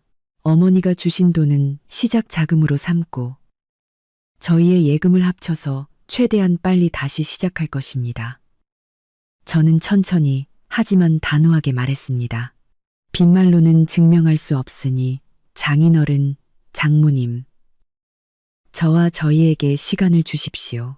제가 어떻게 하는지, 저희가 어떻게 함께 가정을 꾸려나가는지 지켜봐 주십시오. 만약 제가 정말 미호에게 불필요한 고통을 주거나 제 가정 문제로 저희 가정을 힘들게 한다면 두 분이 말씀하시지 않아도 저는 미호와 함께할 면목이 없습니다. 미호는 제 손을 꼭 잡았고 눈가가 붉어졌습니다. 장인어른과 장모님은 서로 눈빛을 주고받았고 심각했던 표정이 약간 누그러졌습니다. 지민아, 너는 현명한 아이구나. 장인어른은 한숨을 쉬었습니다. 여기까지 이야기했으니 우리는 너의 성의와 책임감을 보았다. 이 장모님도 부드러워지셨습니다. 내가 이렇게 속 시원하게 다 털어놓고 구체적인 계획도 있으니 우리는 지켜보겠다. 너와 미호의 사랑은 인정하지만 결혼은 평생의 일이니 서두를 수는 없다. 일단 눈앞의 일부터 잘 처리하고 기반을 단단히 다지거라. 알겠니? 저는 정중하게 고개를 끄덕였습니다. 염려해 주셔서 감사합니다. 찻집을 나와 미호가 제 팔짱을 끼고 제 어깨에 기대었습니다. 깜짝 놀랐어. 우리 부모님이 우리 보고 헤어지라고 할 줄 알았어. 그녀는 속삭였습니다. 내 부모님은 널 아끼는 거야. 저는 그녀를 안았습니다. 그분들 말씀이 다 맞아. 내가 너까지 걱정하게 만들었어. 난 괜찮아. 미호는 고개를 들었습니다. 눈이 반짝였습니다. 우리 둘이 한마음이면 어떤 고난도 이겨낼 수 있어. 봐, 사채도 갚았고, 어머니도 건강해지셨고, 언니들도 더 이상 대놓고 소란 피우지 않잖아. 모든 게 나아지고 있는 거 아니야? 맞아. 모든 것이 나아지고 있었습니다. 앞으로도 시련은 있겠지만 사랑하는 사람과 함께라면 마음이 든든했습니다. 하지만 저는 생활이 정상 궤도로 돌아왔다고 생각했을 때 갑작스러운 소식이 다시 평온을 깼습니다. 큰형부 조지웅, 사업을 하던 그가 사고를 친 것입니다. 그가 참여했던 어떤 투자 프로젝트가 불법 자금 모집에 연루되어 경찰 조사를 받게 된 것입니다. 그는 중간인 중 한 명으로 연루되어 조사를 받기 위해 끌려갔고 투자했던 돈은 물론이고 법적 책임까지 지게 될 상황이었습니다. 큰언니 육난영의 세상이 무너진 것입니다. 고향 친척에게서 이 소식을 들었는데 그들의 말투에는 안타까움과 함께 약간의 흥미로운 눈빛이 섞여 있었습니다. 내 큰형부 완전히 망했대. 수억을 날리고 친척, 친구들까지 많이 끌어들였다고 하더라고. 요즘 매일 네 어머니의 낡은 집 앞에 사람들이 몰려가서 네 큰언니에게 돈 내놓으라고 난리도 아니래. 내 큰언니가 문 잠그고 친정집에 숨어 지낸대. 아, 그게 내 어머니 원래 집이지. 그런데 내 어머니는 너랑 같이 사시니까 거기에 숨은 거야. 전화도 안 받는데 저는 전화를 끊고 복잡한 심정이었습니다. 큰언니와 거의 의절한 상태였지만 그녀의 집안이 이런 변고를 겪었다는 소식에 시원함보다는 씁쓸함이 느껴졌습니다. 결국 친언니니까요. 어머니도 이 사실을 아셨고 소파에 앉아 한참 동안 말씀이 없으셨습니다. 엄마, 괜찮으세요? 저는 어떻게 위로해야 할지 몰랐습니다. 자업자득이다. 어머니는 결국 이렇게만 말씀하셨지만 안색에는 여전히 걱정이 드러났습니다. 지웅이는 늘 한탕주의였지. 쉽게 돈 벌 생각만 했고 난영이는 그 사람 말에 귀가 얇았고 에휴, 제가 한번 가볼까요? 제가 묻자 어머니는 즉시 반대하셨습니다. 절대 가지 마라. 지금 가면 빚쟁이들만 잔뜩 있을 텐데 네가 왜 쓸데없이 엮이려고 하니? 그 애가 너한테 어떻게 했니? 전화 끊고 책임을 회피하더니 이제는 내 낡은 집에 숨어 빚쟁이들을 피하고 있구나. 스스로 해결하게 내버려 둬라. 저는 어머니의 말이 화가 나서 나온 것임을 알았지만 이번에는 어머니의 결정에 동의했습니다. 어떤 도움은 주어서는 안 되는 법이니까요. 어떤 구덩이는 채울 수 없는 법이니까요. 하지만 다음 날 오후 큰언니 육난영이 저에게 먼저 전화를 걸어왔습니다. 전화 속 그녀의 목소리는 쉬고 지쳐 있었고 예전의 날카로움은 전혀 없었습니다. 지민아, 이번에는 언니 좀 꼭 도와줘야 해. 그녀는 울먹이며 말했습니다. 언니, 급할수록 진정하세요. 천천히 말씀하세요. 저는 차분하게 말했습니다. 내 형부가 감옥에 갈지도 몰라. 집에 모아둔 돈은 다 날렸고 빚도 엄청나게 졌어. 돈 빌려준 친척, 친구들이 매일 우리 집 앞에서 시위해서 애들도 학교에 못 가고 있어. 큰언니는 숨 넘어갈 듯 울었습니다. 지민아, 언니가 예전에 너한테, 엄마한테 잘못한 거 알아. 언니가 정말 잘못했어. 남매의 정을 생각해서라도 이번 고비만 좀 넘게 도와줘. 엄마한테 돈 좀 남아있지 않아? 아니면 네가 가진 돈 좀 넉넉하면 언니한테 빌려줘. 언니가 나중에 소처럼 일해서 갚을게. 게다가 당당하게 어머니가 저에게 주신 노후자금을 요구하는 것이었습니다. 언니, 제가 말씀드렸잖아요. 어머니가 주신 일 500만 원은 제가 사채 갚는 데 썼어요. 뭐라고? 네가 갚았다고. 큰언니의 목소리는 갑자기 높아졌고 절망과 원망이 가득했습니다. 왜 갚았어? 그게 엄마 돈인데 네가 좀 기다릴 순 없었니? 내 눈에는 나라는 언니가 없니? 보세요. 자신의 이익에 닿자 그 보잘것없던 후회와 사과는 연기처럼 사라졌습니다. 그 돈은 어머니께서 제 빚 갚으라고 주신 거예요. 언니의 구덩이를 메우라고 주신 게 아니고요. 저는 냉정하게 말했습니다. 형부 일은 최대한 빨리 변호사를 찾아서 수사에 적극 협조하고 책임을 지세요. 손실을 최소화하는 게 중요해요. 빚 갚는 것은 천천히 갚아 나가세요. 말은 쉽지. 큰언니가 비명을 질렀습니다. 그 사람들이 나를 죽일 거야. 육지민, 너 복수하는 거지. 네가 내가 망하는 꼴을 보고 싶어서 안달이 난 거잖아. 그녀는 전화를 쾅 끊었습니다. 저는 휴대폰을 쥐고 허탈하게 고개를 저었습니다. 인간의 이기심과 비열함은 막다른 골목에서 여실히 드러났습니다. 그녀는 어머니에 대한 자신의 냉혹함을 진정으로 반성한 적이 없었습니다. 지금의 애원은 그저 마지막 지푸라기라도 잡으려는 본능일 뿐이었습니다. 저는 큰언니의 전화를 어머니께 말씀드렸습니다. 어머니는 얼굴이 파래지셨습니다. 나는 그 애가 전화하면 좋을 일이 없을 거라고 알았다. 역시 그 돈을 노리는구나. 자기가 저지른 일은 자기가 감당하게 내버려 둬라. 관여하지 마. 저는 어머니의 결정에 동의했습니다. 어떤 도움은 주어서는 안 되는 것입니다. 하지만 저희의 거절로 문제가 끝나지는 않았습니다. 며칠 후 저녁, 미호와 제가 밥을 먹고 있을 때 문벨이 거칠게 울렸습니다. 문을 열자 낯선 남자 셋이 서 있었는데 인상이 험악했습니다. 육지민 씨 맞지? 대머리 남자가 저를 곁눈질하며 말했습니다. 내 누나 육난영이 우리 사장님한테 돈 빌렸어. 원금의 이자까지 이 500만 원.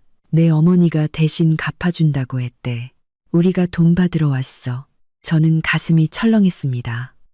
누나가 돈을 빌렸으면 누나에게 가서 받으세요. 저는 누나와 이미 분가했어요. 누나의 빚은 저와 상관없습니다. 분가. 대머리는 비웃으며 휴대폰으로 영상 하나를 보여줬습니다. 영상 속에는 큰언니 육난영이 울먹이며 카메라를 향해 말하고 있었습니다. 엄마, 지민아, 나 좀 살려줘. 지웅이가 사고 쳐서 빚이 너무 많아. 너희가 안 도와주면 그들이 나를 가만두지 않을 거야. 엄마, 돈 있잖아. 엄마가 먼저 갚아줘. 내가 나중에 꼭 갚을게. 지민아, 너 동생이잖아. 나를 외면하면 안 돼. 영상은 분명히 협박을 받아 찍은 것이었습니다. 봤지? 대머리가 휴대폰을 거두었습니다. 엄마 빚은 자식이 갚고 누나 빚은 동생이 갚는 게 당연지사지. 내 어머니는 내 어머니고 너는 너지만 오늘 이 돈은 너희 집안에서 누군가 갚아야 해.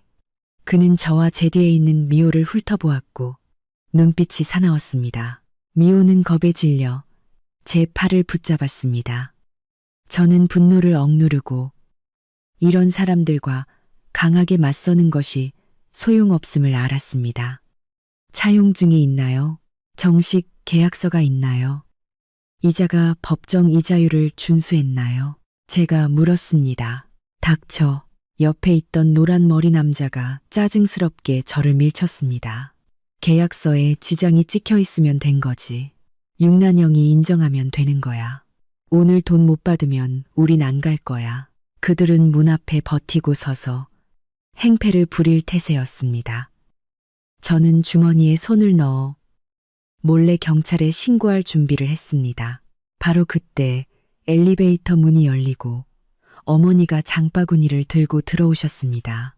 집 앞에 벌어진 상황을 보자 어머니는 잠시 멈칫하더니 얼굴이 굳어졌습니다. 당신들 뭐 하는 사람들이야? 어머니는 다가와 저를 뒤로 감추고 대머리를 똑바로 바라보셨습니다. 오호, 할머니가 돌아오셨네. 대머리는 어머니를 훑어보았습니다. 주혜정 씨 맞죠? 내 딸 육난영이 우리에게 돈을 갚아야 해. 내 딸이 너한테 갚으라고 해서 우리가 받으러 왔어. 어머니는 비웃었습니다. 그 애가 빚이 있으면 그 애한테 가서 받으세요. 나한테 왜 이러세요? 나는 그 딸 안 낳은 셈 친지 오래예요. 할머니, 그렇게 말씀하시면 안 되죠. 노란 머리가 능글맞게 웃었습니다. 네가 그의 엄마잖아. 네가 모른 척할 수 있어? 네가 최근에 돈을 받았다고 들었어. 500만 원 맞지? 원금이랑 이자랑 얼추 맞네. 그들은 역시 철저하게 준비하고 왔습니다. 어머니가 500만 원을 받은 것까지 정확히 알고 있었습니다. 분명 큰언니가 궁지에 몰려 모든 것을 불었을 것입니다. 그 돈은 내 노후 자금이지. 내 딸과도 당신들과도 아무 상관없는 돈이에요. 어머니는 강경하게 맞섰습니다. 여기서 계속 소란 피우면 경찰에 신고할 거예요. 신고? 대머리 남자는 안색을 굳혔습니다. 빚 갚으라는 건데 경찰이 와도 우리가 할 말은 있지. 할망구 술을 권해도 안 마시네. 험한 꼴 보기 싫으면 돈 내놔. 그는 한 발짝 앞으로 나서며 폭력을 행사하려는 듯했습니다. 저는 즉시 어머니를 뒤로 밀쳐 보호했습니다. 움직여봐. 가만두지 않을 테니. 분위기는 즉시 험악해졌습니다. 미호는 이미 112에 전화를 걸어 다급하게 주소와 상황을 설명하고 있었습니다. 대머리 남자는 이 상황을 보고 눈빛이 흔들렸습니다. 그는 우리를 손가락질했습니다. 좋아, 너희들 대단하다. 이걸로 안 끝날 줄 알아. 다시 올 거야. 언제까지 숨어 지내나 보자. 그는 두 부하를 데리고 욕설을 퍼부으며 엘리베이터를 탔습니다. 그들이 떠나자 어머니는 다리가 풀려 벽에 기댔습니다. 이게 무슨 죄냐? 정말 무슨 죄냐? 어머니는 벽에 기대어 흐느끼셨습니다. 내가 무슨 죄를 지어서 저런 자식을 낳았을까? 자기가 친 사고인데 빚쟁이들을 동생 집으로 끌어들이다니. 우리 가족 모두를 죽이려는 거구나. 저는 어머니를 방으로 부축해드렸습니다. 마음속은 놀라움과 분노로 가득했습니다. 큰언니의 이 행동은 정말 잔혹했습니다. 자기는 숨고 화를 어머니와 동생에게 돌리다니. 그녀는 돈을 원하는 것을 넘어 우리가 평안을 누리지 못하도록 하려는 것이었습니다. 경찰이 곧 도착하여 진술서를 작성했지만 이것은 경제 분쟁이므로 법적 절차를 밟을 것을 권유했고 이 지역 순찰을 강화하겠다고 말했습니다. 저는 이것이 일시적인 평화일 뿐임을 알았습니다. 빚쟁이들은 핏냄새를 맡은 상어처럼 쉽게 떠나지 않을 것입니다. 빚쟁이들은 정말 물러서지 않았습니다. 며칠 동안 그들은 저희 집 아래를 서성거렸습니다. 문을 막는 일은 감히 못했지만 감시당하고 위협받는 느낌이 그림자처럼 드리워졌습니다. 미호는 혼자 외출하는 것을 두려워했고 어머니도 걱정으로 혈압이 높아지셨습니다. 저는 이렇게 지낼 수 없다는 것을 알았습니다. 도피는 해결책이 아니었습니다. 큰언니 육난형이 문제의 근원이었습니다. 저는 여러 경로를 통해 큰형부 조지웅의 사건 기본 상황을 알아보았고 큰언니가 어머니의 낡은 집에 숨어 지낸다는 사실도 알아냈습니다. 저는 마지막 담판을 위해 어머니와 미호에게는 알리지 않고 혼자 낡은 집으로 향했습니다. 문을 오랫동안 두드리자 안에서 큰언니의 경계하는 목소리가 들렸습니다. 누구세요? 나 지민이야. 안에서 웅성거리는 소리가 나더니 문이 틈새만 열렸고 큰언니 육난형의 창백하고 초췌한 얼굴이 보였습니다. 저 혼자 온 것을 확인하자 그녀는 안심한 듯 문을 열어주었습니다. 집안은 곰팡이 냄새가 났고 커튼은 꽁꽁 닫혀 있었으며 바닥에는 라면 상자가 쌓여 있었습니다. 늘 치장하기 좋아하고 말수가 날카로웠던 큰언니는 지금 머리가 헝클어지고 눈밑이 쑥 들어간 모습이었습니다. 왜 왔어? 내 꼴 보면서 비웃으려고. 그녀의 말투는 퉁명스러웠지만 눈빛에는 미약한 기대감이 있었습니다. 언니, 우리 이야기 좀 해요. 저는 방으로 들어가 문을 닫았습니다. 무슨 이야기를 해? 네가 모른 척한 이야기? 큰언니는 어지러운 소파에 앉아 담배 한 개비를 피웠습니다. 손이 약간 떨리고 있었습니다. 빚쟁이들이 우리 집까지 찾아왔어요. 저는 단도직입적으로 말했습니다. 큰언니는 담배를 피우는 동작을 멈추고 눈을 피했습니다. 그들이 너한테 갔어. 나도 어쩔 수 없었어. 그들이 나를 몰아붙였단 말이야. 어쩔 수 없어서 그 짐을 엄마와 동생에게 지운 거예요. 저는 그녀를 바라보았습니다. 언니는 내 친언니이지만 언니가 한 일 중 친하다는 말에 합당한 일이 단 하나라도 있나요? 큰언니는 말없이 담배를 연신 깊게 빨아들였습니다. 형부의 일이 이 지경까지 온 건 형부 자신의 선택이었고 언니의 선택이기도 했어요. 저는 계속 말했습니다. 쉽게 돈 벌려고 지름길을 택할 때 위험은 생각 안 했나요? 엄마가 위독해서 생명이 달린 돈이 필요할 때 언니가 전화 끊고 숨었을 때 오늘을 생각했나요? 이제 와서 훈계하는 거야. 큰언니는 담배꽁초를 제 떠리에 세게 비벼 껐습니다. 우리 잘못했어. 우리가 당해도 싸. 그런데 이제 난 뭘 해야 해. 그들이 나를 죽일 것 같아. 애는 어쩌고. 애는 죄가 없잖아. 제가 언니에게 법률 구조를 연결해 드리고 빚을 정리해서 상환 계획을 세우는 것을 도와줄 수 있어요. 제가 말했습니다. 하지만 언니는 먼저 문제에 맞서야 해요. 도망치는 건 소용없어요. 빚 갚으라고. 내가 뭘로 갚아. 큰언니는 흥분했습니다. 집은 이미 압류당했고 예금은 다 없어졌어. 형부는 몇 년을 살아야 할지 몰라. 내가 어디서 돈을 구해. 그건 언니의 문제예요. 제 목소리는 차가웠습니다. 엄마는 언니의 잘못에 대해 책임질 의무가 없어요. 저도 마찬가지고요. 그 일 500만 원은 엄마가 저를 위해 아껴둔 노후 자금이었고 이미 제가 엄마를 위해 진 빚을 메우는 데 쓰였어요. 다시는 그 돈을 탐낼 생각하지 마세요. 큰언니의 눈빛은 완전히 희미해졌습니다. 그럼 내가 죽어버릴까봐. 죽는다고 해결되는 건 아무것도 없어요. 저는 심호흡을 했습니다. 제가 오늘 온 건 두 가지를 알려주기 위해서예요.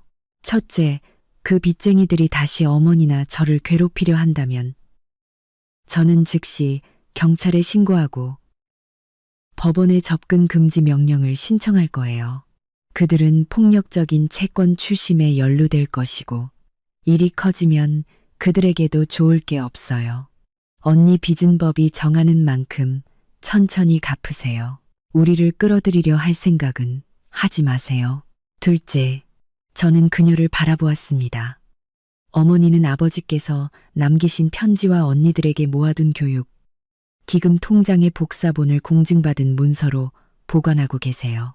언니, 그 빚쟁이들이나 언니에게 돈을 뜯긴 친척들이 언니와 형부의 인품이 친아버지의 유언과 어머니의 구명돈까지 외면할 정도로 형편없다는 것을 알게 된다면 누가 앞으로 언니들을 믿어줄까요?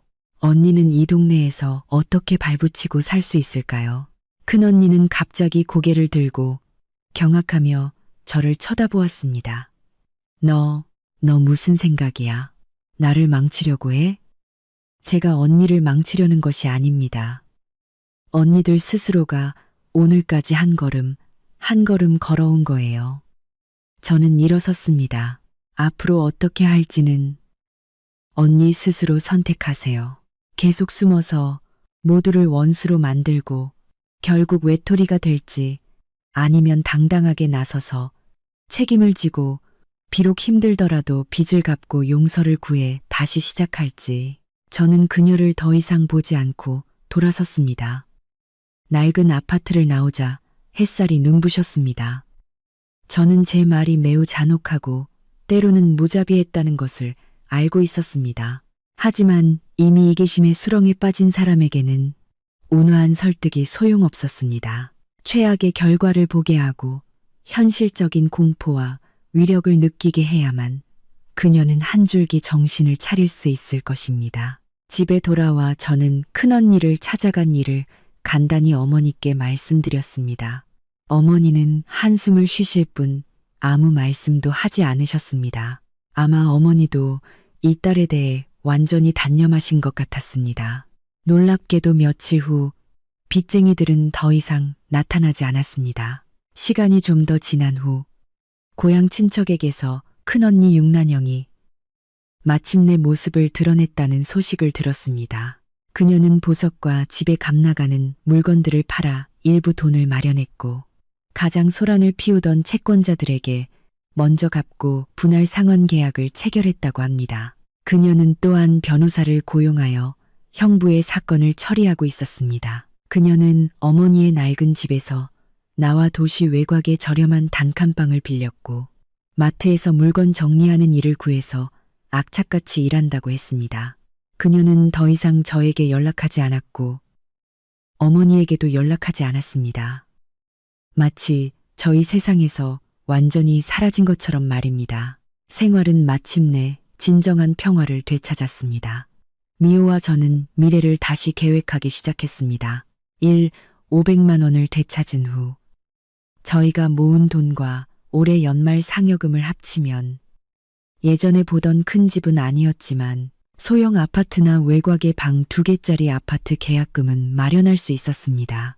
저희는 한 번에 모든 것을 해결하려 하지 않고 착실하게 다시 집을 보러 다니기 시작했습니다. 어머니의 건강은 날로 좋아지셔서 매일 아침 운동을 하시고 오후에는 아파트 다른 노인들과 이야기꽃을 피우고 저녁에는 드라마를 보시면서 안색이 훨씬 좋아지셨습니다.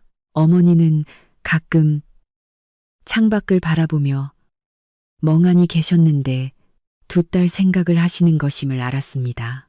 하지만 어머니는 절대 입 밖에 내지 않으셨고 저희도 언급하는 것을 허락하지 않으셨습니다.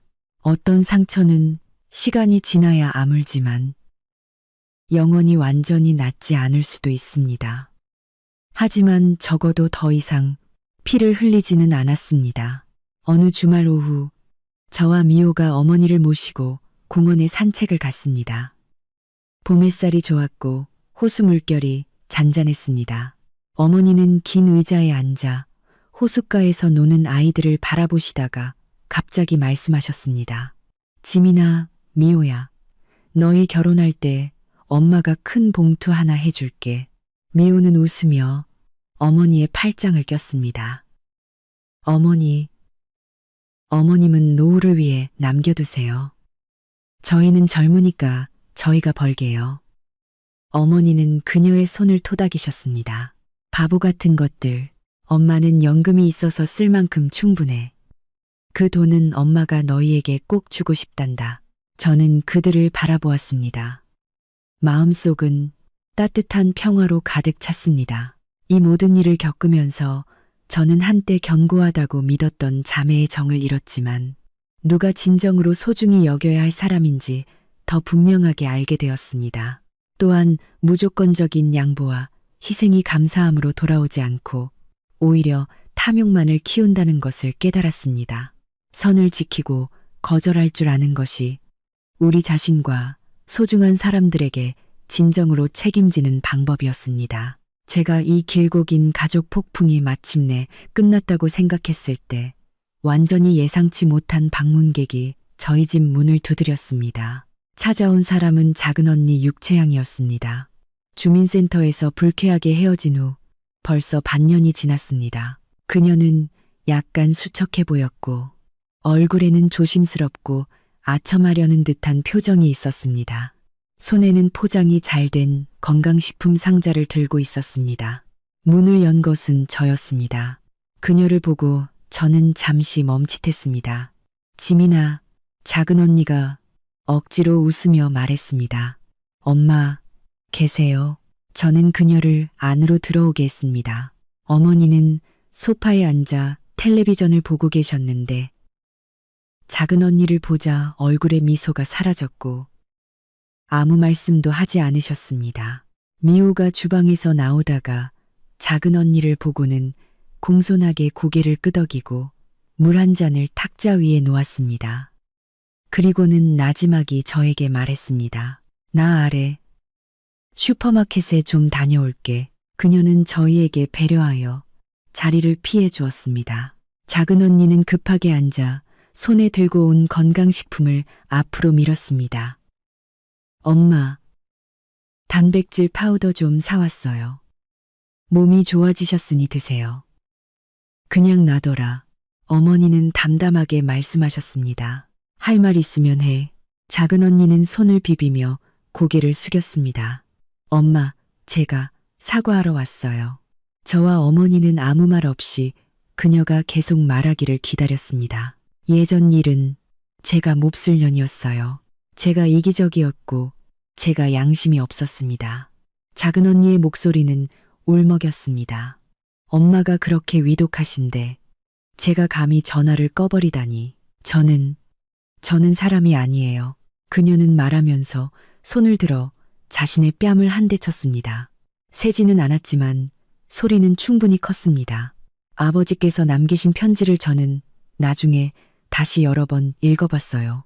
읽을수록 제가 얼마나 쓰레기 같은지 알겠더라고요. 아버지께서 아끼시면서 저희를 공부시키셨는데 엄마는 혼자서 저희를 키우셨는데 결국 그녀는 울음을 터뜨렸습니다. 이번에는 연기가 아닌 진심 어린 후회처럼 보였습니다. 큰언니 집안일 터진 것도 들었어요. 작은 언니는 눈물을 닦으며 말했습니다. 제가 언니를 욕하기도 했고 당해도 싸다고 생각했지만 언니의 지금 모습을 보니 저도 무서워요. 혹시 저도 나중에 어려움을 겪을 때 저를 도와줄 사람이 아무도 없을까 봐요. 그녀는 고개를 들어 어머니를 바라보았고 이어서 저를 보았습니다.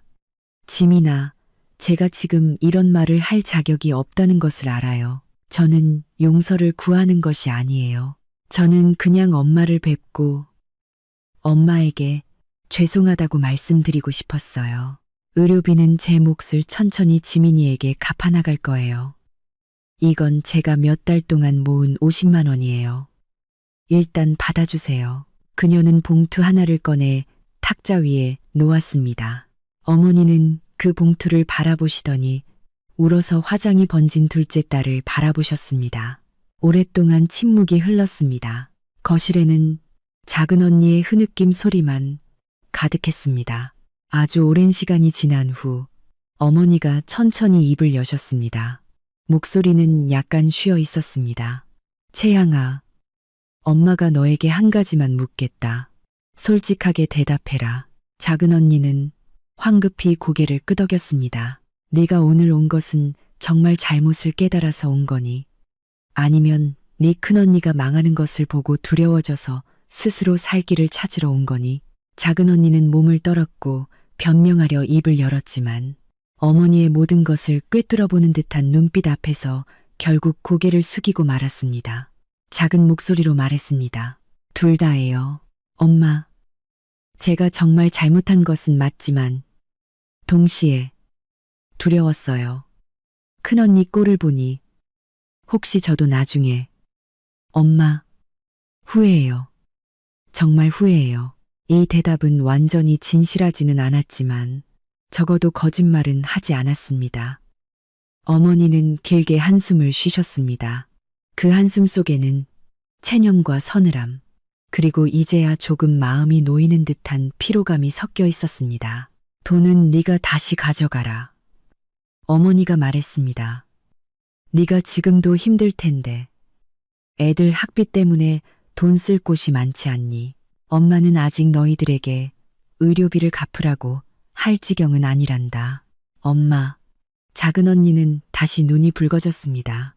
내 아버지 편지와 그 통장들은 어머니는 작은 언니를 보셨습니다.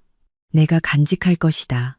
너를 협박하려는 것이 아니라 나를, 그리고 너를 일깨우려는 것이다. 우리 모녀의 정은 네가 전화를 끊은 날 거의 끊어졌다. 그 후에 네가 한 일들은 불난 집에 기름을 부은 것이나 마찬가지였지. 엄마는 완전히 끊어지면 네가 괴로울 거라는 것도 알고 엄마 마음도 칼로 베는 것 같지만 예전처럼은 될 수 없다. 작은 언니의 눈물은 쉴 새 없이 떨어졌습니다. 앞으로 명절이나 특별한 날 네가 나를 보고 싶다면 엄마는 막지 않겠다. 평소에 네가 어려운 일이 생겨도 원칙과 큰 문제가 아니라면 지민이가 도울 수 있는 만큼은 도울 것이다. 하지만 그 이상은 없다. 내 재산을 어떻게 나눌지는 유언장에 명확히 적혀 있다. 내 노후는 주로 지민이에게 의지할 것이다. 네가 걱정할 필요 없다. 너는 네 삶을 잘 살고 아이들을 잘 키워서 엇나가지 않게 하는 것이 네 아버지와 나에게 가장 큰 효도이다. 이 말은 마치 자루 깬 듯이 모녀 관계의 새로운 거리를 명확히 했습니다. 멀지도 가깝지도 않고 뜨겁지도 차갑지도 않은 가장 기본적인 예의와 핏줄에서 오는 약간의 미약한 애정을 유지하는 것입니다. 이것은 이 거대한 가족 병고가 끝난 후 얻을 수 있는 최선의 그리고 가장 현실적인 결말일 것입니다.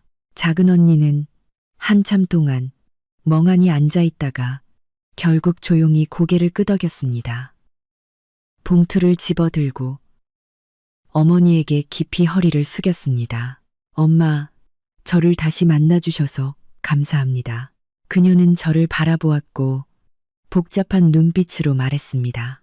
지민아, 미안하다. 예전에는 언니가 잘못했어.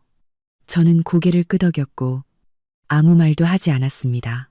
어떤 상처는 사과 한마디로 지워지지 않습니다.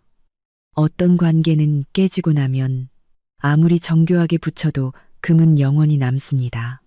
우리가 할 수 있는 것은 그 금을 안고 각자의 삶을 계속 살아가는 것뿐입니다. 작은 언니가 떠나고 집은 다시 조용해졌습니다. 미우가 돌아와서 조용히 물었습니다. 어때? 저는 고개를 저었습니다. 그냥 이대로 됐어. 이 정도면 아주 잘 된 거야. 몇 달 후 저와 미우는 마침내 새 집을 계약했습니다. 크지 않지만 아늑한 방 2개짜리 아파트였습니다. 위치는 제 회사에서 조금 멀었지만 주변 환경이 좋았습니다. 저희는 저희가 모은 돈과 일부 주택 담보 대출을 사용했고 다시는 어머니의 돈을 건드리지 않았습니다. 계약서에 서명한 날 저희는 어머니와 함께 텅 빈 아파트를 둘러보았습니다. 어디에 소파를 놓을지, 어디를 서재로 만들지, 베란다에 어떤 꽃을 심을지 계획했습니다. 깨끗한 유리창을 통해 햇살이 비쳐들었고 희망의 냄새로 가득했습니다. 어머니는 미호의 손을 잡고 활짝 웃으셨습니다. 좋다. 크기도 딱 좋네. 정리하는데 힘들지 않겠어. 나중에 너희가 아이를 낳으면 내가 와서 돌봐줄 수도 있을 거고. 저와 미호는 서로 미소를 주고받았습니다. 연말 저와 미호는 소박하고 따뜻한 결혼식을 올렸습니다. 성대한 잔치는 아니었고 가장 가까운 가족과 친구들만 초대했습니다. 작은 언니 육채양은 왔습니다. 봉투 하나를 건네고 잠시 앉아 술 한 잔을 마시더니 조용히 자리를 떴습니다. 큰언니 육난영은 오지 않았지만 평범한 베게릿 한 쌍을 선물로 전해왔습니다. 어머니는 주 테이블에 앉아 붉은 옷을 입으시고 매우 기뻐하셨습니다. 눈에는 눈물이 글썽였습니다. 결혼식 사회자가 저에게 몇 마디 하라고 했을 때 저는 미호의 손을 잡고 단상 아래에 어머니와 친구들의 축복하는 미소를 바라보았습니다. 저는 말했습니다. 예전에는 가족이 피로 연결되어 무조건 함께 묶여 있어야 한다고 생각했습니다. 나중에 저는 가족이 서로를 지탱해주고 어려울 때 버리지 않고 절망할 때 내밀어 주는 손이라는 것을 깨달았습니다. 저는 행운아입니다. 가장 힘들 때 제 아내는 제 손을 꽉 잡아주었고 제 어머니는 저에게 조건 없는 지지를 보내주셨습니다. 그들은 진정한 가족은 핏줄로 묶는 것이 아니라 진심으로 서로를 지키는 것임을 알려주었습니다. 미호에게 그리고 어머니께 감사합니다. 앞으로 우리 셋이 서로에게 가장 든든한 가정이 될 것입니다. 박수가 터져 나왔습니다. 미호는 제 어깨에 기대었고 어머니는 눈가를 닦으셨습니다. 삶은 마침내 제자리를 찾았습니다. 비록 이 궤도에서 어떤 가족들은 이미 먼저 내렸고 다른 방향으로 향했지만 남아있는 이들이 서로 소중히 여기며 나누는 따뜻함은 충분했습니다. 그 후 저는 큰언니를 다시 보지 못했습니다. 다만 큰형부가 몇 년의 형을 살았다는 소식과 큰언니가 마트에서 열심히 일하며 빚을 갚고 있다는 소식만 간간히 들려왔습니다. 작은언니는 가끔 어머니께 전화로 안부를 묻고 명절에는 간단한 물건을 가지고 찾아와서 별다른 말 없이 잠시 앉아 있다가 가곤 했습니다. 어머니는 더 이상 과거의 일을 꺼내지 않으셨습니다. 아버지의 편지와 낡은 통장은 서랍 가장 깊숙한 곳에 잠가 두셨습니다. 그리고 저와 미호는 새 집에서 평범하지만 착실한 생활을 시작했습니다. 풍파를 겪고 나서야 평범함의 소중함을 알게 되었습니다. 가족의 의미는 결코 사람 수에 많고 적음이 아니라 마음과 마음 사이에 있는 바람에도 흔들리지 않고 이익에도 끊어지지 않는 따뜻함이라는 것을요. 이걸로 충분합니다. 이 이야기로 오늘 이야기는 끝났습니다. 저는 편안한 노후 채널의 진행자 대국입니다. 다음 이야기에 다시 뵙겠습니다. 이 이야기는 진정한 효도란 무엇이며 이기심이 가족관계를 어떻게 파괴하는지 보여줍니다. 진정한 효심은 부모의 생명이 경각에 달렸을 때 주저없이 희생하는 막내 아들 육지민의 모습에서 드러나며 이는 이익만을 쫓아 의무를 회피하는 두 언니의 가짜 효도와 극명하게 대비됩니다. 또한 관계를 지키기 위해 무분별하게 희생하는 것이 아니라 명확한 경계 설정과 어머니의 단호한 결단이 때로는 자신과 소중한 사람들을 지키는 유일한 방법임을 깨닫게 합니다. 여러분은 가족 간의 공평함과 생명 중 무엇이 더 중요하다고 생각하십니까? 오늘 육지민 씨의 이야기에 대해 여러분의 의견을 댓글로 나눠주세요. 위기에 처했을 때 가족이 보여준 행동에 상처받은 경험이 있다면 저희와 공유해 주시기 바랍니다. 이 영상이 감동적이었다면 좋아요를 눌러주시고 저희 채널을 구독하여 더 많은 인생 이야기를 받아보세요. 감사합니다.